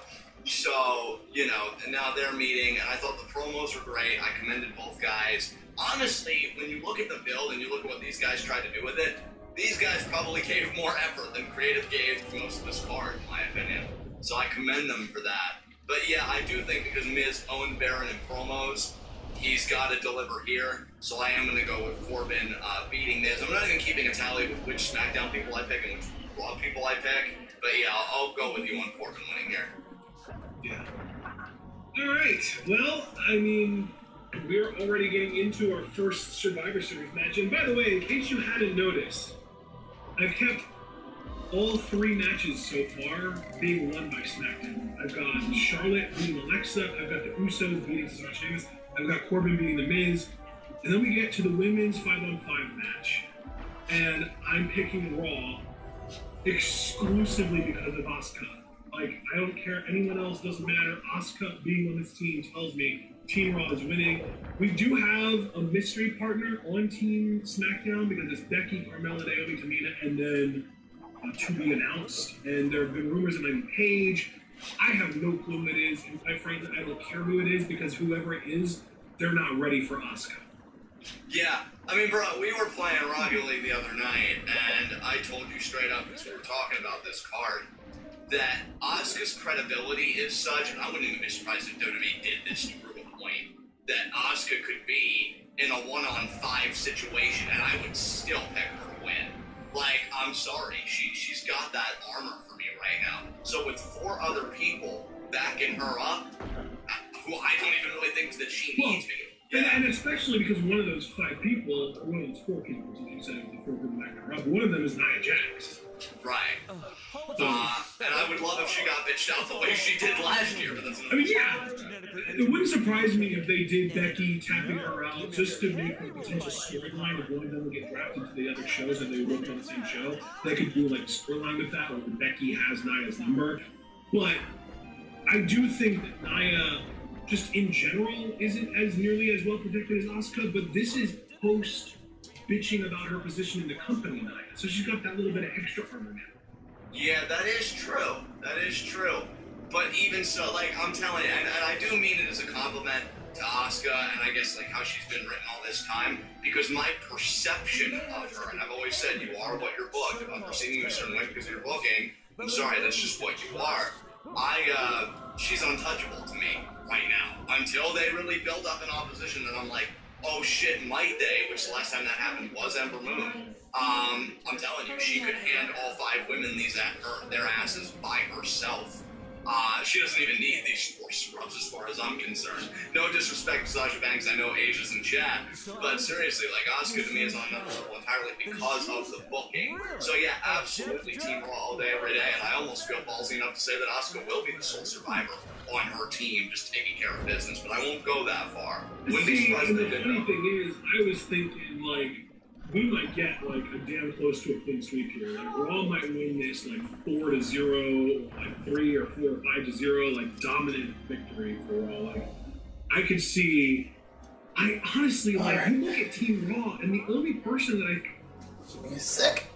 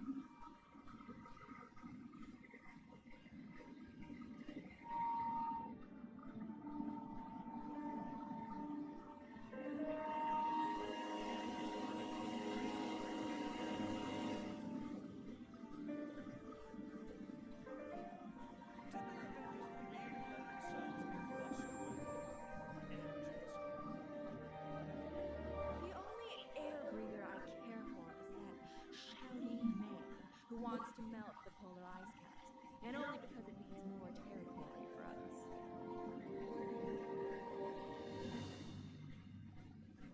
Temperature seems off today.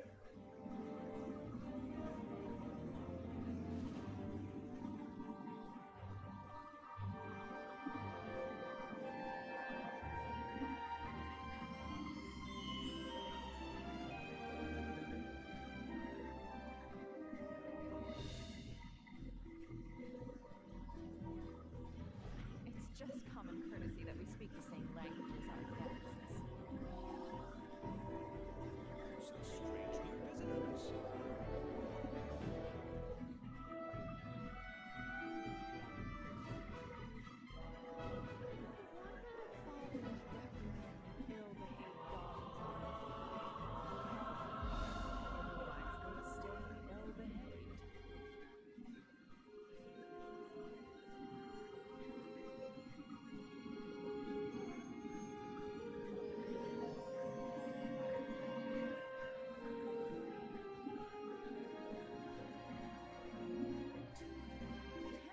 Seems off today.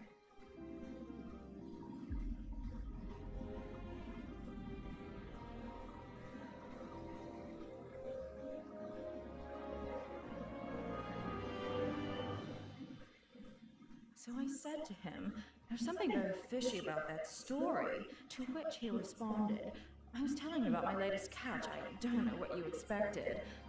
I don't think it's going to work out.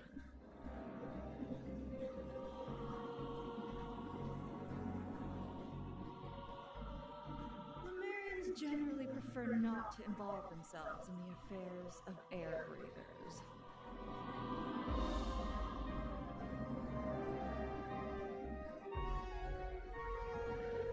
That the tentacles of giant sea creatures poking out of the ground would be such a recurring issue.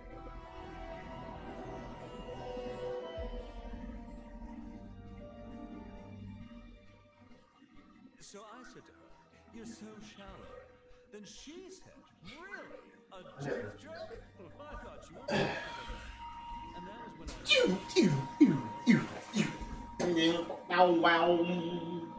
when His elimination is Alicia Fox, who's the captain, which I guess, you take out the opposing team's captain and it's like a cool moral victory, but every single person on Team SmackDown I feel like is more vulnerable than anybody else on Raw. Yeah, I have to completely agree with you, and it's funny because I'm with you as far as the tally goes. I picked Charlotte, I picked Usos, and I picked Corbin. This is where the tide begins to turn a little bit. I've absolutely got Raw winning this, and I think. I think you and I are kind of, whether intentional or not, telling the same story here, because we've got SmackDown winning 3, and just as already kind of we're in the video, might as well say it, spoiler alert, I've also got Raw winning 3, and then it'll be 3-3 going into the 5-on-5 big-time main event, and that's going to be the barn burner, where it's like, oh, whoever wins this has the majority of the wins. So yeah, that's going to be kind of where I go here. So after the 5-on-5 women's match, I have the Shield versus the New Day, and it's really just because the only other 2 matches that are left are Lesnar Styles and the 5-on-5 men's match. So Shield, New Day, who you pick? Oh, absolutely, Shield. I think this is going to be an amazing 6-man match. I think this 6-man match is going to be like why we fell in love with the Shield in the first place, because it's going to be that frenetic pace, which I think the New Day can match. Yeah. And I want to give a shout out. And I want to give a shout out to somebody I never really thought I'd give a shout out, like as far as the competitors go, to Xavier Woods. Like, I am so happy he's in this shit, because I think he's really going to shine so well here. I really expect him to do great things, since he was kind of an eye-opener to me in the whole Usos feud. Because, my focus has always been, Big E, future world champion, and I still believe that. But man, has Xavier made the most of the time that he's gotten, and I am so happy he's a part of this, and it's not just a standard, like, 2-1-2, Rollins, Ambrose versus Kofi and Big E. I love that we're getting everybody involved. And really, it's not just Shield. Again, and I know it's kind of hypocritical of me, because I said, WWE doesn't do long-term, they don't do long-term. They only do long-term for the people they give a shit about, so I should have qualified that statement. They give a shit about Roman Reigns. They're going to protect Roman Reigns like fuck all, because the big game plan is WrestleMania 34 to me. And they're not about to slow that down for the New Day's account, as much as I love the New Day, and as I'm sure as much as they love the New Day, because they've been pushing the merch and shit. But yeah, Shield is absolutely winning without a question in my mind. Absolutely, yeah. This is definitely something. Also, I think we've agreed on every single match so far. So yet again, more continuing agreement between the two of us. This is rare. I know you and I think similarly in a lot of ways, but it's very rare that you and I agree on 6 straight matches, going on 7, because I'm pretty sure we agree that Brock Lesnar is winning against AJ Styles. Do we want to talk about this match now? That's next on the list, so yeah. All right. I feel like this match, again, was done a huge disservice, because when we got a little taste of the build, I thought it was so freaking good. But you know what, though? Maybe in this case, and WWE, you're lucky I'm giving you this, because I really haven't given you much. Maybe in this case, less is more. Because maybe if it was more, maybe it would have gotten tedious. So maybe this wasn't. And that's just me trying to be as even-handed. I do, in a way, wish that we would have heard Heyman's response to Daniel Bryan's promo from SmackDown. That's the only thing that I really do kind of regret about the moments. Yeah. I can certainly agree with you there, because it would have been funny, like, Heyman just kind of laughing about Bryan being an advocate and then just kind of tearing him down, because Paul Heyman's got his swagger up, he don't give no shits. But, yeah, I look at this, Is it going to be a great match? Yeah, but, I mean, let me set the record straight for me. It's going to be a great match precisely because the same reason why Jinder Mahal's last title defense, in my mind, was the best match he had as champion. Because AJ makes the people he works with look like $1 million. I mean, Kurt Angle has said multiple times, if I was to work with anybody on my comeback, I would want it to be AJ, because you don't have to do shit. He does everything he says. Yeah! Like, that's the lazy man's answer, Kurt. And that's the thing, like, this is Kurt Angle, a guy that's like, oh, I'm a wrestling machine, I'm intense, like, I'm gonna wrestle till my body breaks down. And he's like, oh, with AJ, it's like taking a vacation, like, he does everything because he's so good. Even Booker, like, Booker T, whose opinion I don't value at all, I actually find it as a form of comedy. He said he wasn't looking forward to this because, I don't know, he just thought it was too much of a mismatch. You know, because you've got Brock Lesnar, he said, that moves like a middleweight, and then AJ, who is that good, but he doesn't like how it looks on paper. Maybe he would have preferred Mahal versus Lesnar. I know Ella would have as well. I mean, just to be clear, I don't have a problem with this match just happening because I do like a good David and Goliath story. What I would have had a problem with is if this would have been Brock's big WrestleMania, because like people are always saying like, oh man, I wanted Daniel Bryan versus Brock Lesnar, and now of course it's AJ Styles versus Brock Lesnar. Like, I don't have a problem with that match happening, but if you have Brock Lesnar, I don't want a David versus Goliath story with Brock Lesnar in WrestleMania. I want Goliath versus Goliath. I want a Clash of the Titans, damn it. I want Lesnar versus freaking Cesaro. Like, I want Lesnar versus another big, intimidating guy that can actually stand up to Lesnar. Yeah, I can understand that. You know, I want Lesnar versus Strowman, damn it. Yeah, I want it done proper. Like, that No Mercy match was fucking trash. I had already forgotten that it happened. I just been trying to erase it from my mind. I'm so sorry that I didn't help the process. I'm just still salty about it. Forgive me. But yeah, dude, it's not gonna be a bad match, but that's only to me because of AJ. Like, if I'm really being honest, and forgive me guys for sounding so visceral, I'm over Lesnar. That's the only reason I'll be happy when Reigns wins, even though I know that that's gonna be a different drought. Just a new title holder, because it's like, goddamn, like it really just does nothing for me anymore.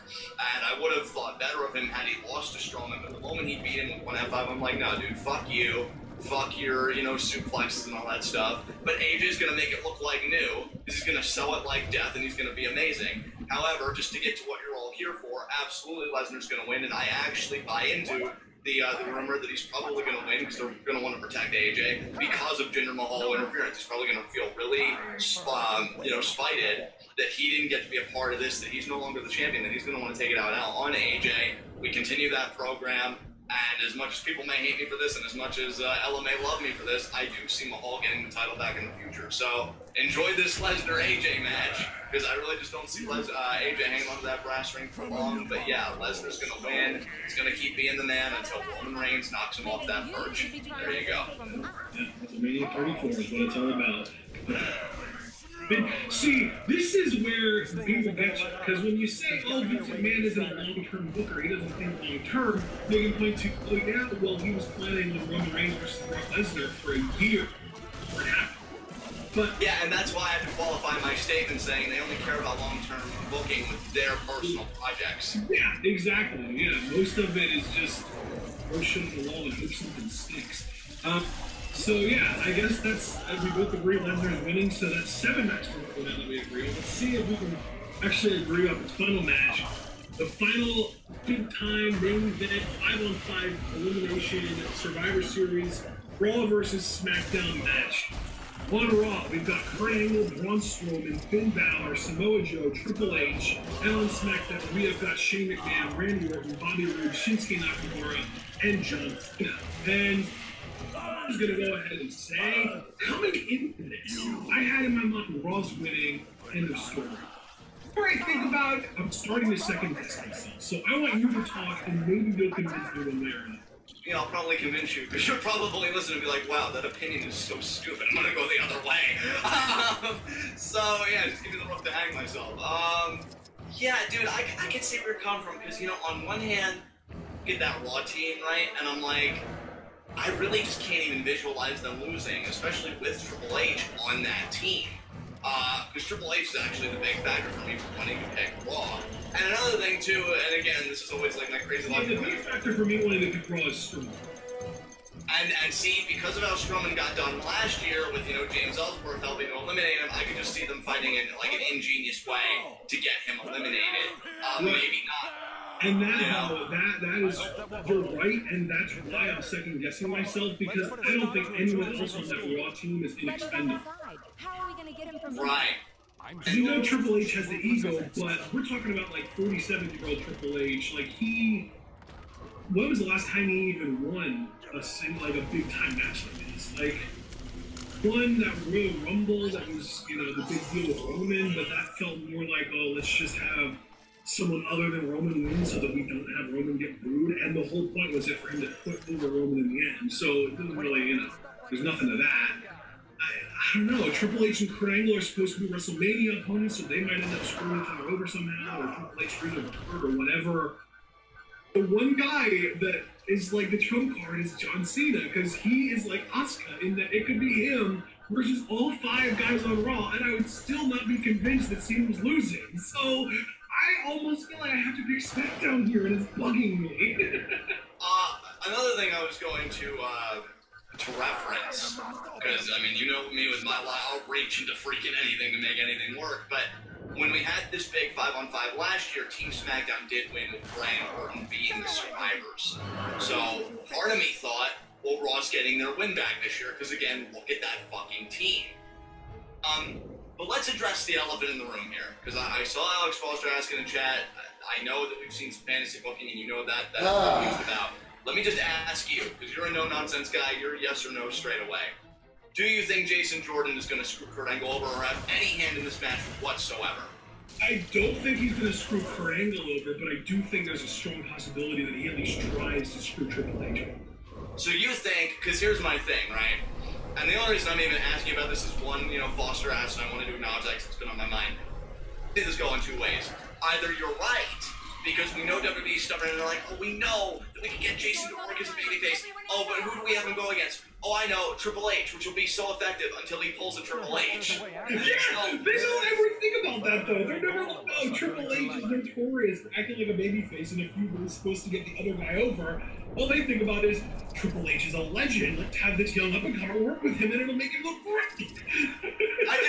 I'll never forget the term pulling a Triple H, one, because, I mean, you coined it on that blog post, and I freaking love the blog post, so, like, I always think about it now when Triple H is in a certain setting, including here, by the way. Then another part of me is like, and I know I shouldn't, because I know they've given me no reason to, right? I'm fully cognizant of that.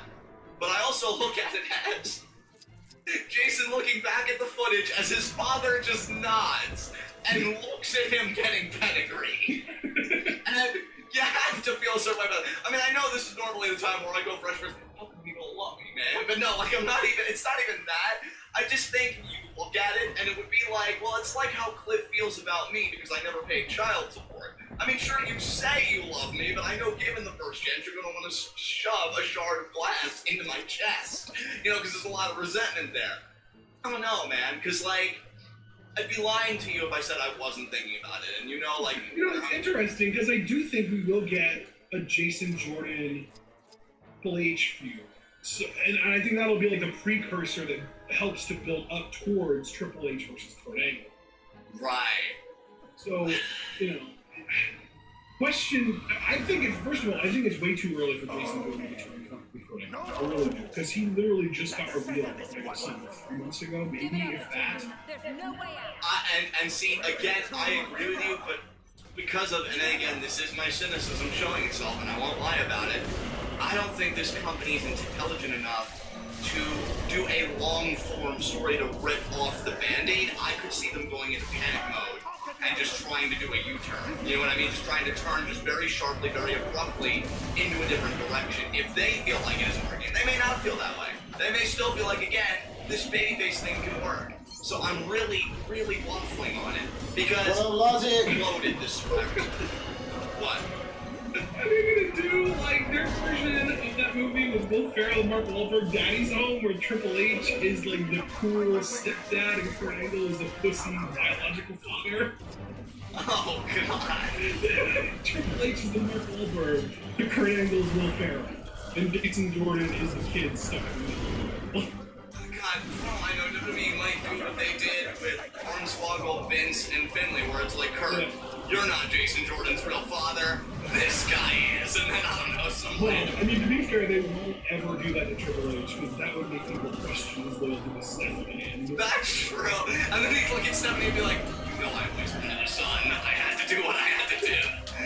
But Hunter, you're the man, you're the one that makes it whether the boy or girl, her chromosomes determine that. I just never expected the golden shovel to be taken to my sperm counts. But no, either way. Either way. He's never been a Cyrus. He can win at WrestleManias. He's a multi-time champion. Can't birth the son. I'm sorry, it's always gonna elude you. But where do I side here? Because I'll be honest, more than even AJ Brock, which I think you and I picked the winner of that pretty readily. This is the match I struggle with most, looking at both teams. And you know what? I'll tell you the two faces that are staring at them are big to be struggle. Cena and Triple H. Exactly. Because it's like, who's gonna do the job? And John Cena's I know. And you know who else is kind of giving me trouble is Shane McMahon. Because WWE thinks, and really Vince thinks that Shane is just the toughest son of a bitch. Yeah. So like, I feel like Bobby Roode, Randy Orton, Nakamura, Joe, and Balor are all relatively expendable. Yeah. Shane, Cena, Triple H, Angle, and Strowman. And that's where I'm just like, okay, who in the WWE, more or less, willing to bitch out? And the name that comes up is like, how would they bother going out of their way to protect Kurt Angle? But then it's like they did that in their TLC match with Shield. So, dude, I love you still have that kind of investment in him because I still love him. It's not that. It's just I know WWE doesn't give two shits. Like, Alex Foster just said in chat, Shane will survive, will probably jump off something else. Well, yeah, I mean, do you remember what I told you? Because I hope you came Shane will eliminate Strowman? Well, yeah, because he's going to eat all the finishers. Shane's going to get the elbow, and he's going to get the pin. Like, they're going to do Strowman like that, man. And then I'm going to be like, I told you twice. So, you know, that's it. Okay, so let's block out everyone else, and let's just look at this as a tag team match. Cena and Shane McMahon versus Triple H and Kurt Angle. Triple H and Kurt Angle are probably going to end up attacking each other, one or the other. I'm guessing it'll be Triple H attacking Kurt Angle. You know what? Screw it. I'm picking Team SmackDown with Shane McMahon and John Cena as the survivors. Let me just ask you one more question. Because DBK brought this up, and if I brought up Foster, I think it's only fair to bring up DBK, especially because I feel like there's more narrative weight to this than Jason Jordan even. Do you think KO and Sammy are going to try and screw Team SmackDown because they're better that they're not on it? Do you think they're going to have a run in at some point in this match? Yeah, probably. There's going to be so many shenanigans in this. We're probably going to see Rusev. We're probably going to see Sammy and probably going to see Bray Wyatt, if I had to guess. You know what? We're going to see Kane. We're probably going to see Kane, so... Yeah, Jesus Christ. I mean, fully expect this match to go on. You know what, though? That's why we haven't even discussed the outside interference, because there's going to be so much of it on both sides that it might as well just cancel itself out. Right. And I'm telling you guys right now, like, fully expect this match to go an hour, which is one of the reasons why I think this show is going to be so freaking long. 5 hours. Yeah, like... Is it 5 or is it 4? It might be a 4-hour show. Well, isn't the pre-show alone 2 hours? So yeah, I think it's a 5-hour show. Well, I mean, the pre-show is 2 hours, but then I think the show itself is 4. Oh, wow. Jesus Combined, it would be 6 hours. Jesus Christ. But yeah, I mean, what I'm saying is expect this match to get a shit ton of time, just like last year's did. Because between shenanigans and everything else, like, they're going to drag this shit out, and hopefully in a good way that we're all enjoying and we don't feel time. I doubt Yeah, the main show starts at 7, so the pre-show starts at 5. Yeah, it's a 4-hour show. Yeah. Which, I mean, lately they've been overrunning their time for a lot of time, so it'll be over 4 hours. So. Right. And you said Team SmackDown, right? That's who you're going with? I am, yeah. I'm sold. I'm sticking with. You know what? I agree with you. I am gonna. Cyril! Remember that pyramid scheme he got us into?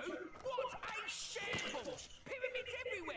Did we get a cent? I'm beginning to regret this unpaid internship, Clive. Ah, me too, Cyril. Hang back. When did we get a new Sphinx? Hold the phone. Who are you?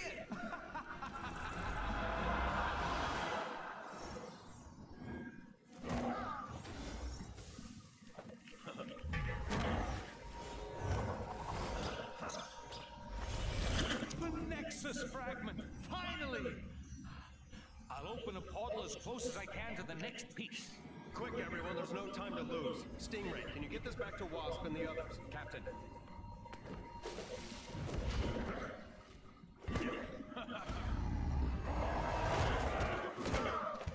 Good work, guys. I guess we're taking the long way.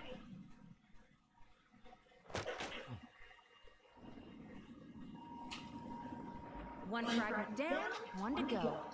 Here's hoping things go a little smoother in Egypt. Indeed.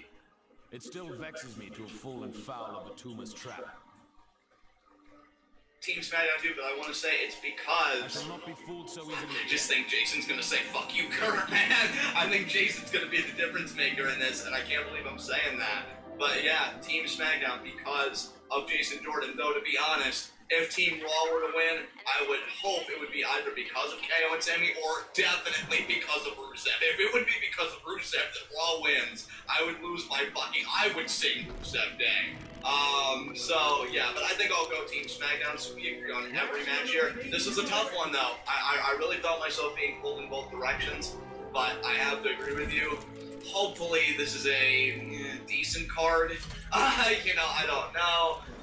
But yeah, definitely looking forward to TakeOver, and this, like I said, I'm a 7 out of 10. So interest is there, but we'll see how it goes. Do you have any concluding remarks you want to make before you take us home? I mean, I'm still stuck at a 6 out of 10. I'm not very excited for this. I'm excited to a degree just because of the story that I think they're going to do. Like, I really do think that we're going to get, you know, the 3 wins for one side, the 3 wins for the other side, and this match is going to be the decider. But yeah, man, I just, this is really the only thing I'm excited for, just because nothing else has stakes. And even this doesn't really have stakes, but they'll find a way to make it feel like it has stakes because I'm just that competitive person, and I'm always like, you know, I just have that sense of like, oh man, it comes down to this, it's 3-3, the winner of this match wins the whole shebang, even though there is no shebang to win. But yeah, this really is the one match on this card that I'm really stoked about, and nothing else really gets my attention all that much, so. Yeah, and like, because I'm even thinking about past Survivor Series, and like, I even feel like with past Survivor Series, because I used to love the, you know, the pay-per-view.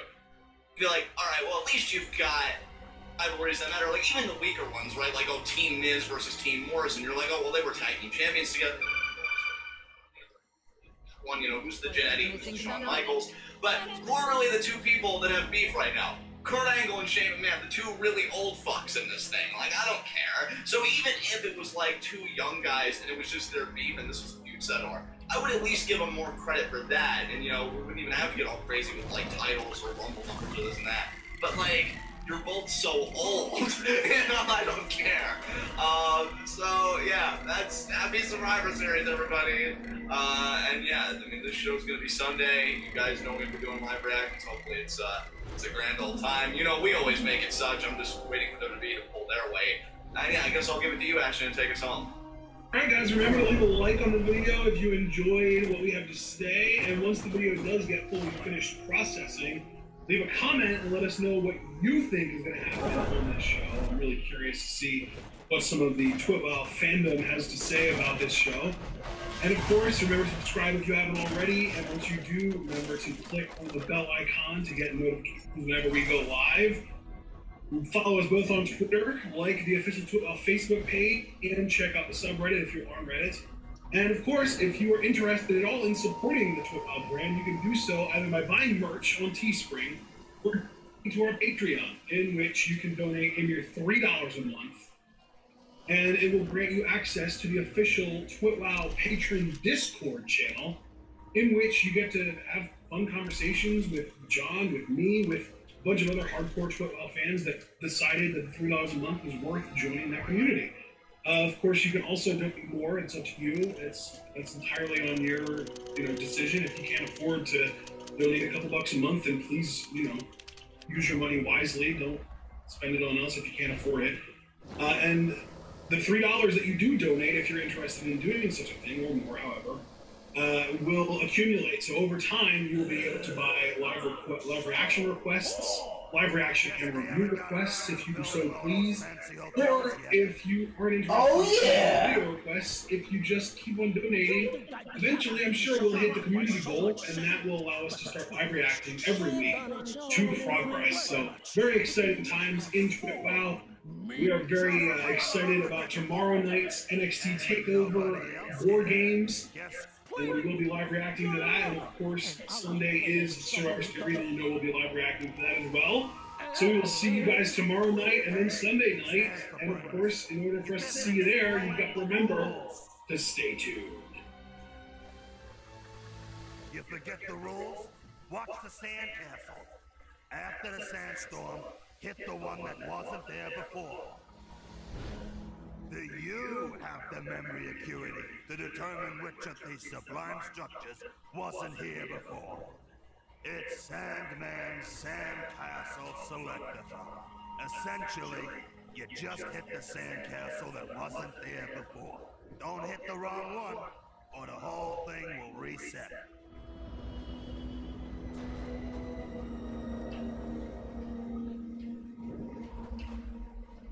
It actually feels weirdly... Hey, not so rough! Not bad. But let's see how you handle round 2.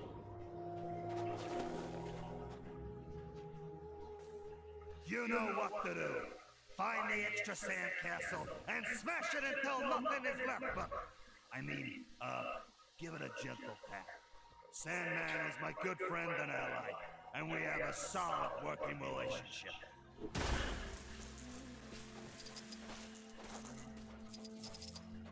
Oh, that hurt! That was just beginner's luck. The real challenge is coming up now. Oh, you might actually win this. I hope you do, because he is a very sore winner.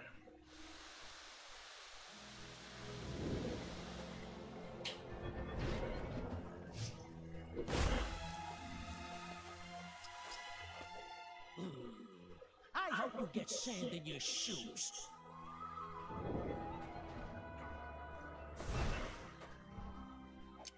All right, that one. Big deal. It's not like I had anyone decent to practice with. Oh, wow. You're being very hurtful, William. It's Flint! You overgrown unicorn. Anyway, guess you'll be wanting some sort of pride. All right. How about Sandman and Rhino? You know unicorns only have a single horn, right? That's where the uni part comes from. I hate you.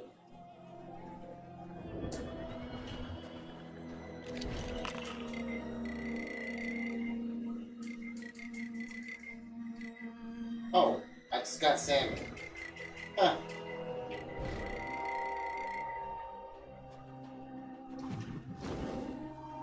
Brother was knocked out, huh? Wow, man. I want another big just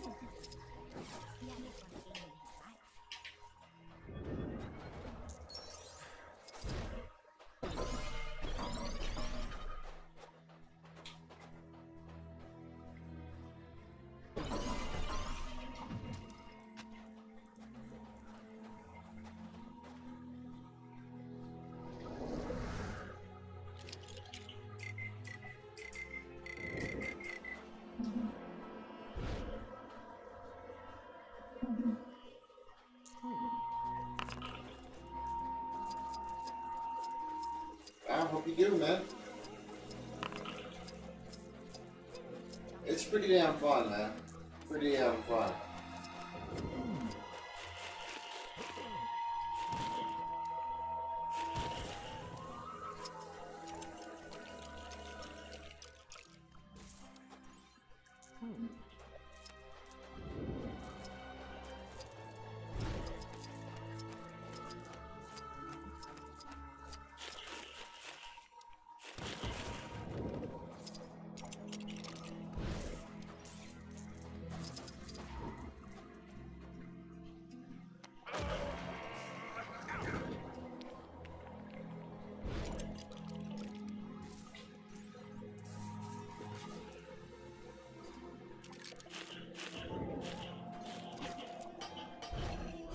Okay. I'm Batman.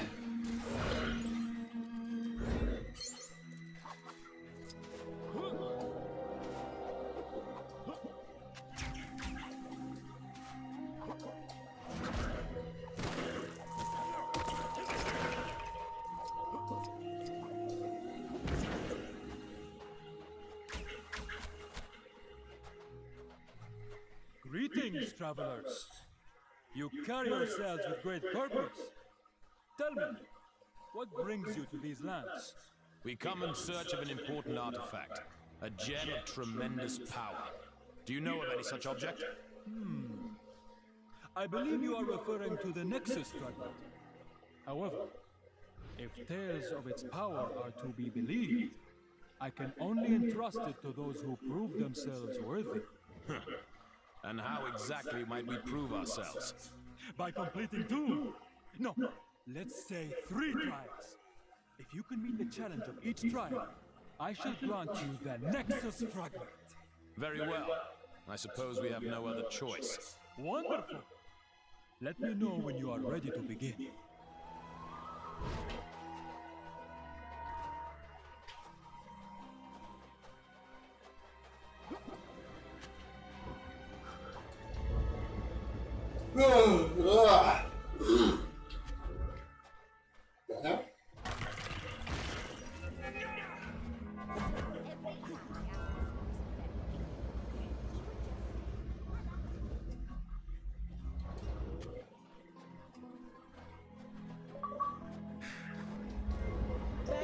General Gatorade?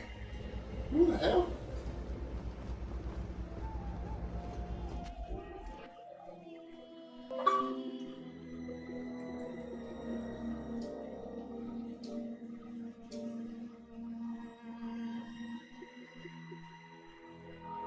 Okay.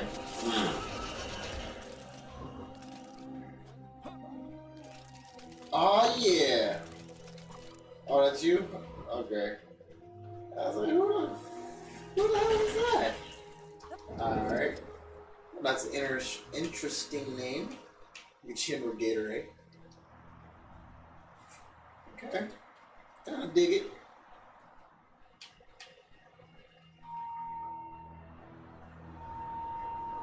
Oh, hold on.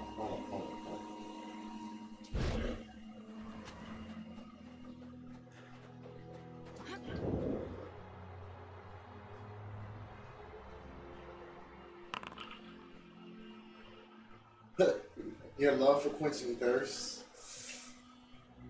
I feel like something can be said about that, but we'll leave that alone. Here, wondering why I'm yet to be complimented. Not 2, but 3 Manhattans in one world. That's the kind of value you just don't get from...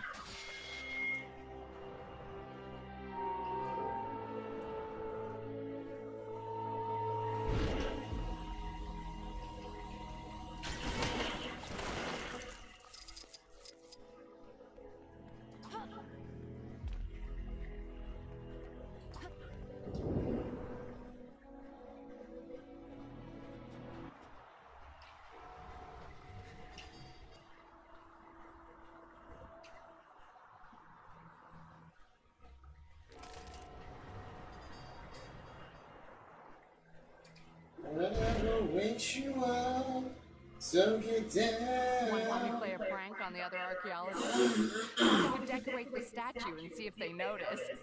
I bet there is some great stuff we could use around here. Random side quests. Not feeling so mighty about this right now. Whatever wakes you up, so get down. Get off your feet.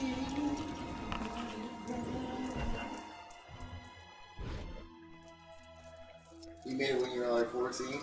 I don't feel bad, man.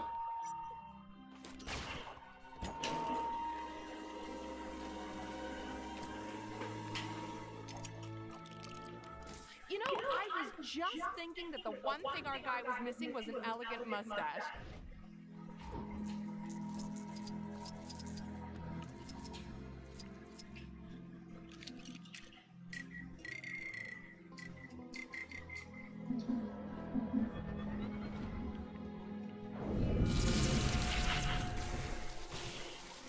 Oh yeah, magical runes.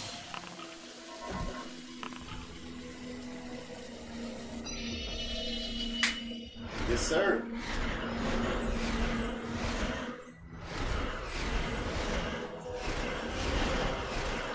Glasses, a must in any disguise.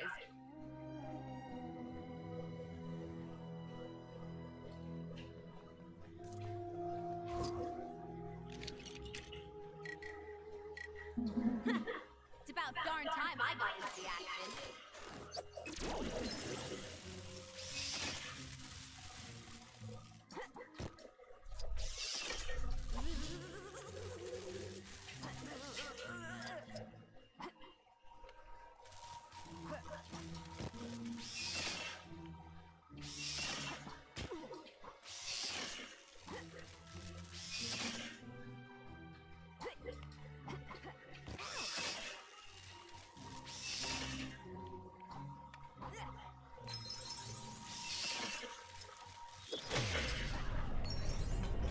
Yeah!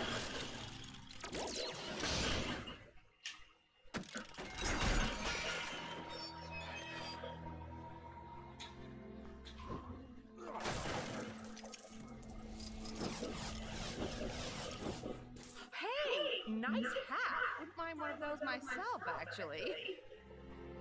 This is great. The other archaeologists will be here soon, so let me quickly give you this for helping me out.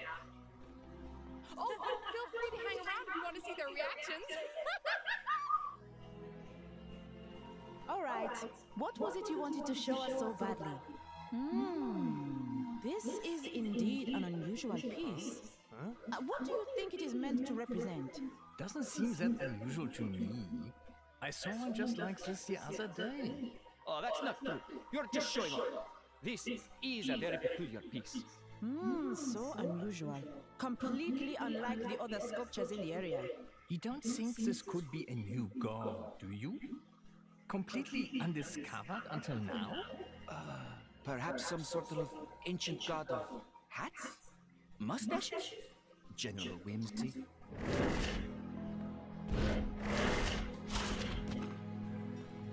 Okay, that was a completely boring reaction. Huh. Well, I was expecting something a little bit more exciting, you know? Alright, what's going on here, man?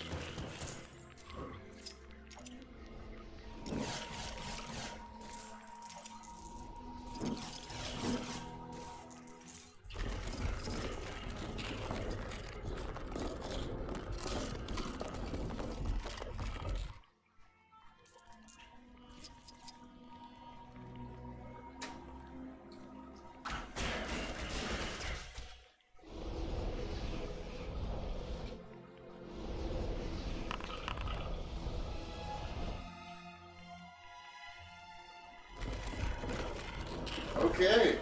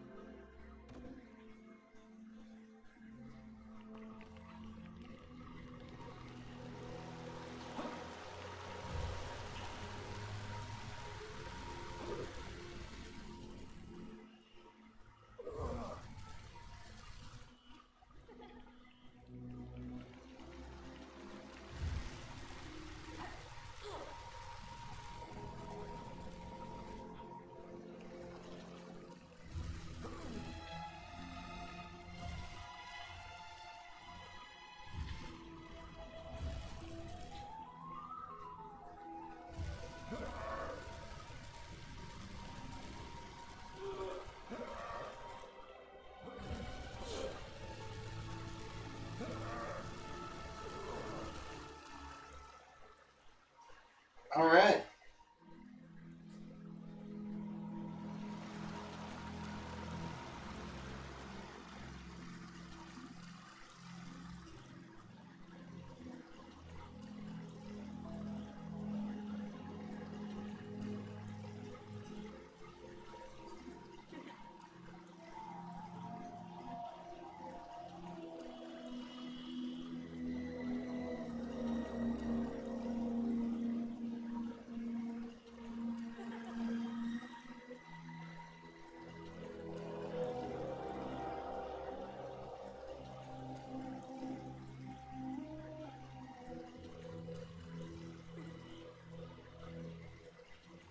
Wow.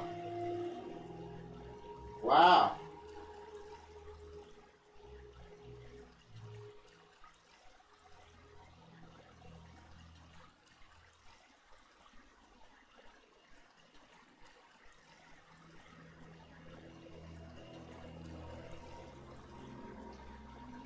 Oh, shit.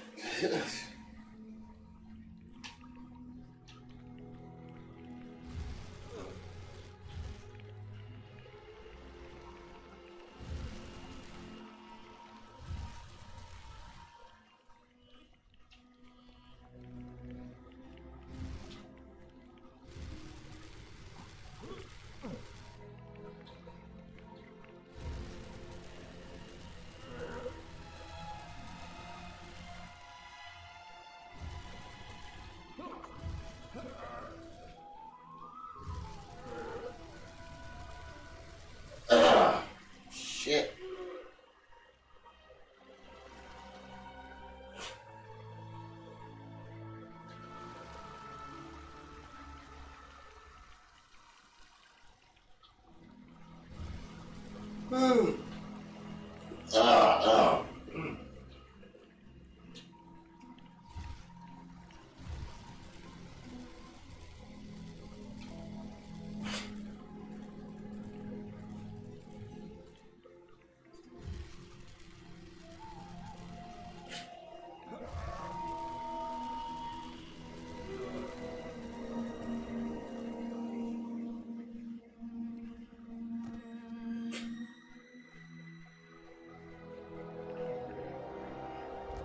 I have solved the riddle of the ancient Egypt.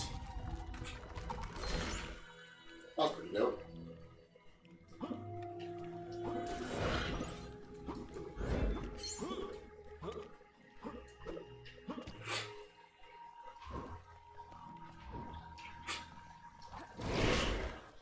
That's not what I was looking for.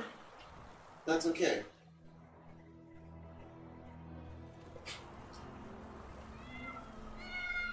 Oh, it's Mr. Tittles. Hello, Mr. Tittles. We meet again.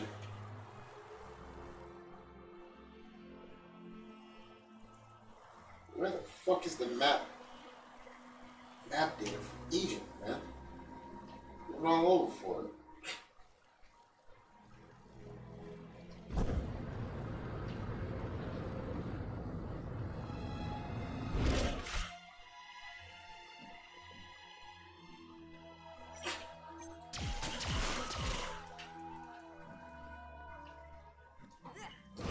This is where you do the quest for Pharaoh, right? Pharaoh's tomb, okay. Makes sense.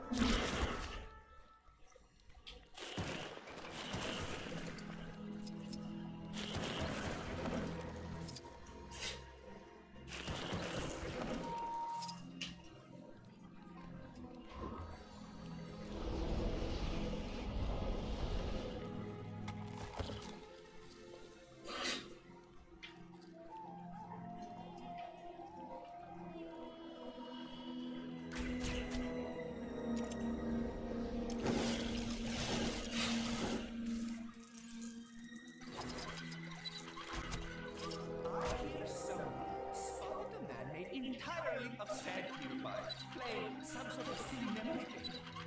Mirages just keep getting stranger.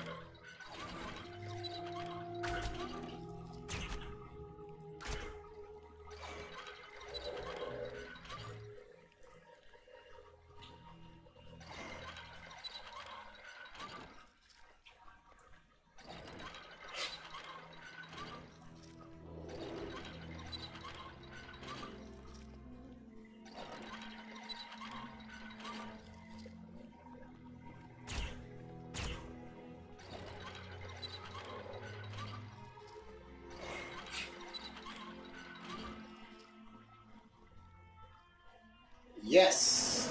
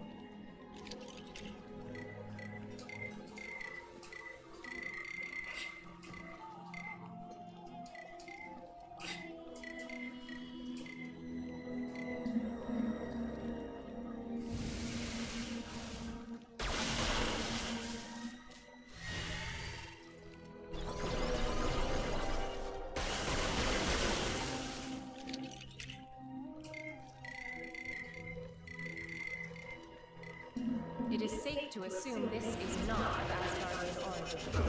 I cannot use it.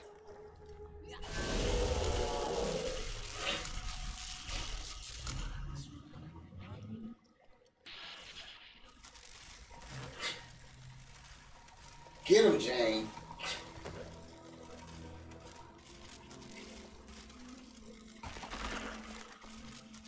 I was wondering how many centuries it was going to take for someone to reassemble me. Thanks. In all of the realms, I have never seen anything quite like this.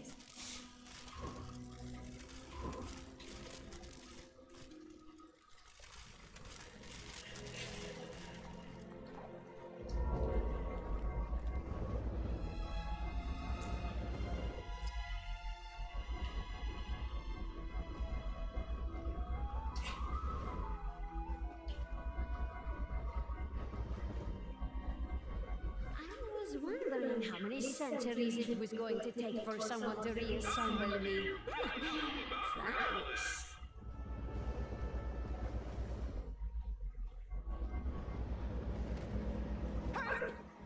Test me if you wish, but you shall lose.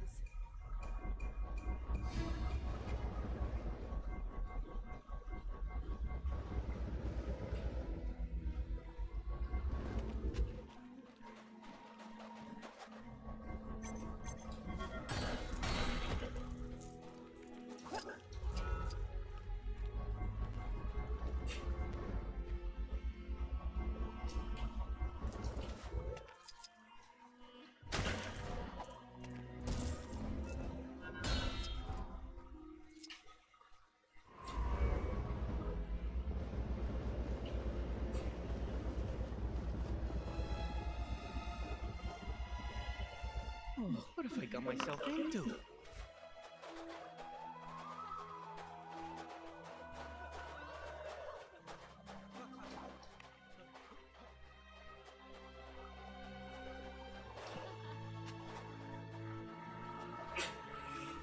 I don't know why I agreed to this in the first place. My dad was the wrestler, not me. But I don't want to disappoint the crowd by backing out now. Still, I mean, unless it's you. I don't like to jump to conclusions, but you don't look... Yeah, that's what I'm talking about. Time to get this party started.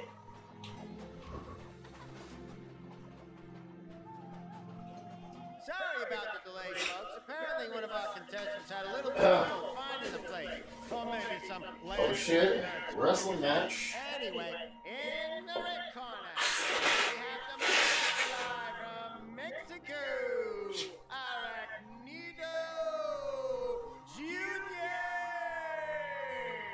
And in the blue corner, is this a Spider-Man who's a wrestler? Yeah. And in the yellow corner, yes, there's a yellow corner, we have a whole bunch of scorpions. Wait, what? Nobody said anything about... Huh. Well, this doesn't seem like a fair fight. Let's just team up and focus on the scorpions for now. And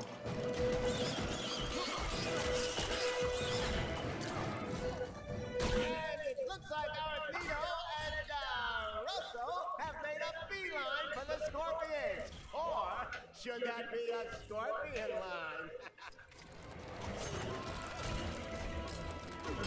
How you doing over there?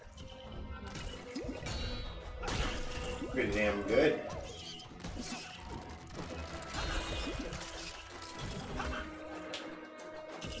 The crowd seems to be enjoying themselves.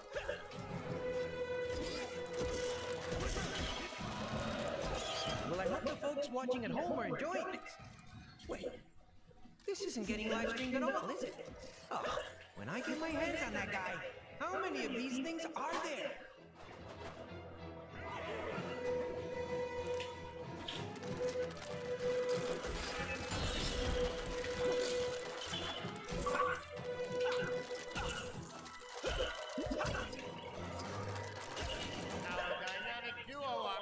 Short work of those scorpions, but there are more where that came from.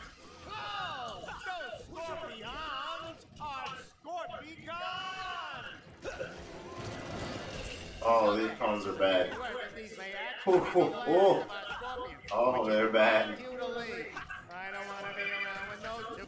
Lousy? Oh, forget him. Let's just finish up.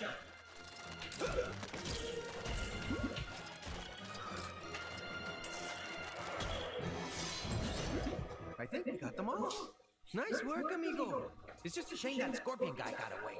Story of my life, I guess. I gotta say, though, I think you and I make a pretty good team. Let me know if you want to buddy up again sometime. Aracnido Jr. The Luchador. I'm sorry, I have to see his origin story. That's fucking hilarious. Aracnido Jr. has no alias. Hyper jump, grapple lift, enhances his acrobat. So he's Spider-Man. Aracnido Jr. was the son of a wrestler of the same name who developed spider-like powers and put them to use after the death of his father in a fixed wrestling match. Dressed in a costume based on his father's wrestling persona, Aracnido Jr. has become a protector of Mexico City and was recruited into the Spider Army during the events of the Spider-Verse. Yep. An alternate universe Spider-Man who also happens to be a professional wrestler. The bad guys sure are keeping us busy. That's awesome. The incident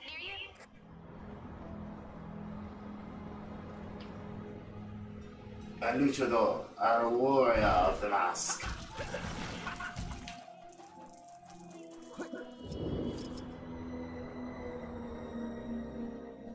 Oh.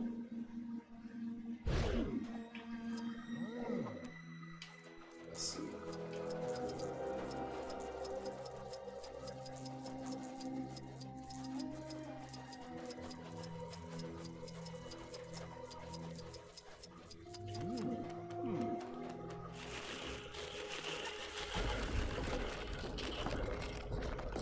We have uncovered another secret in ancient Egypt. Oh man, this is an interesting game.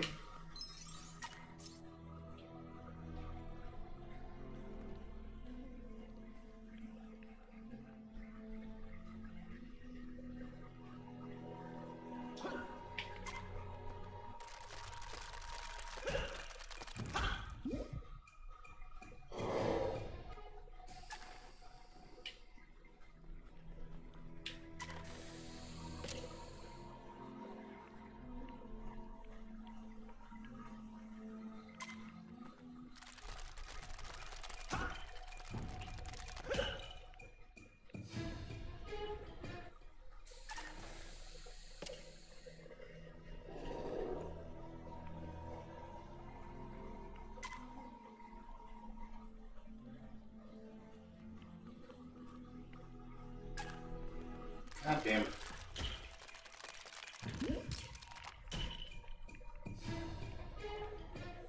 I should be getting home.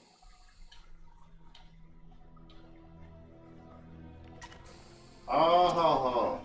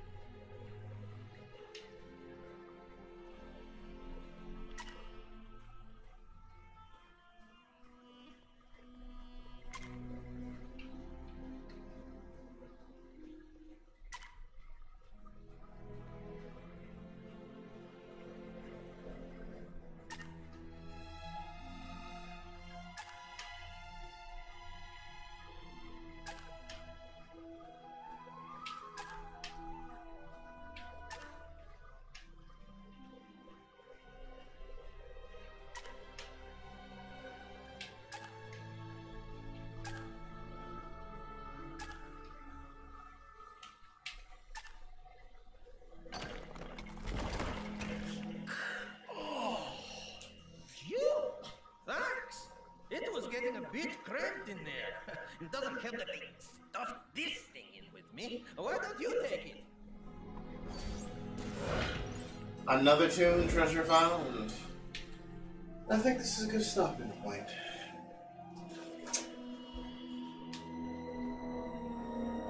So,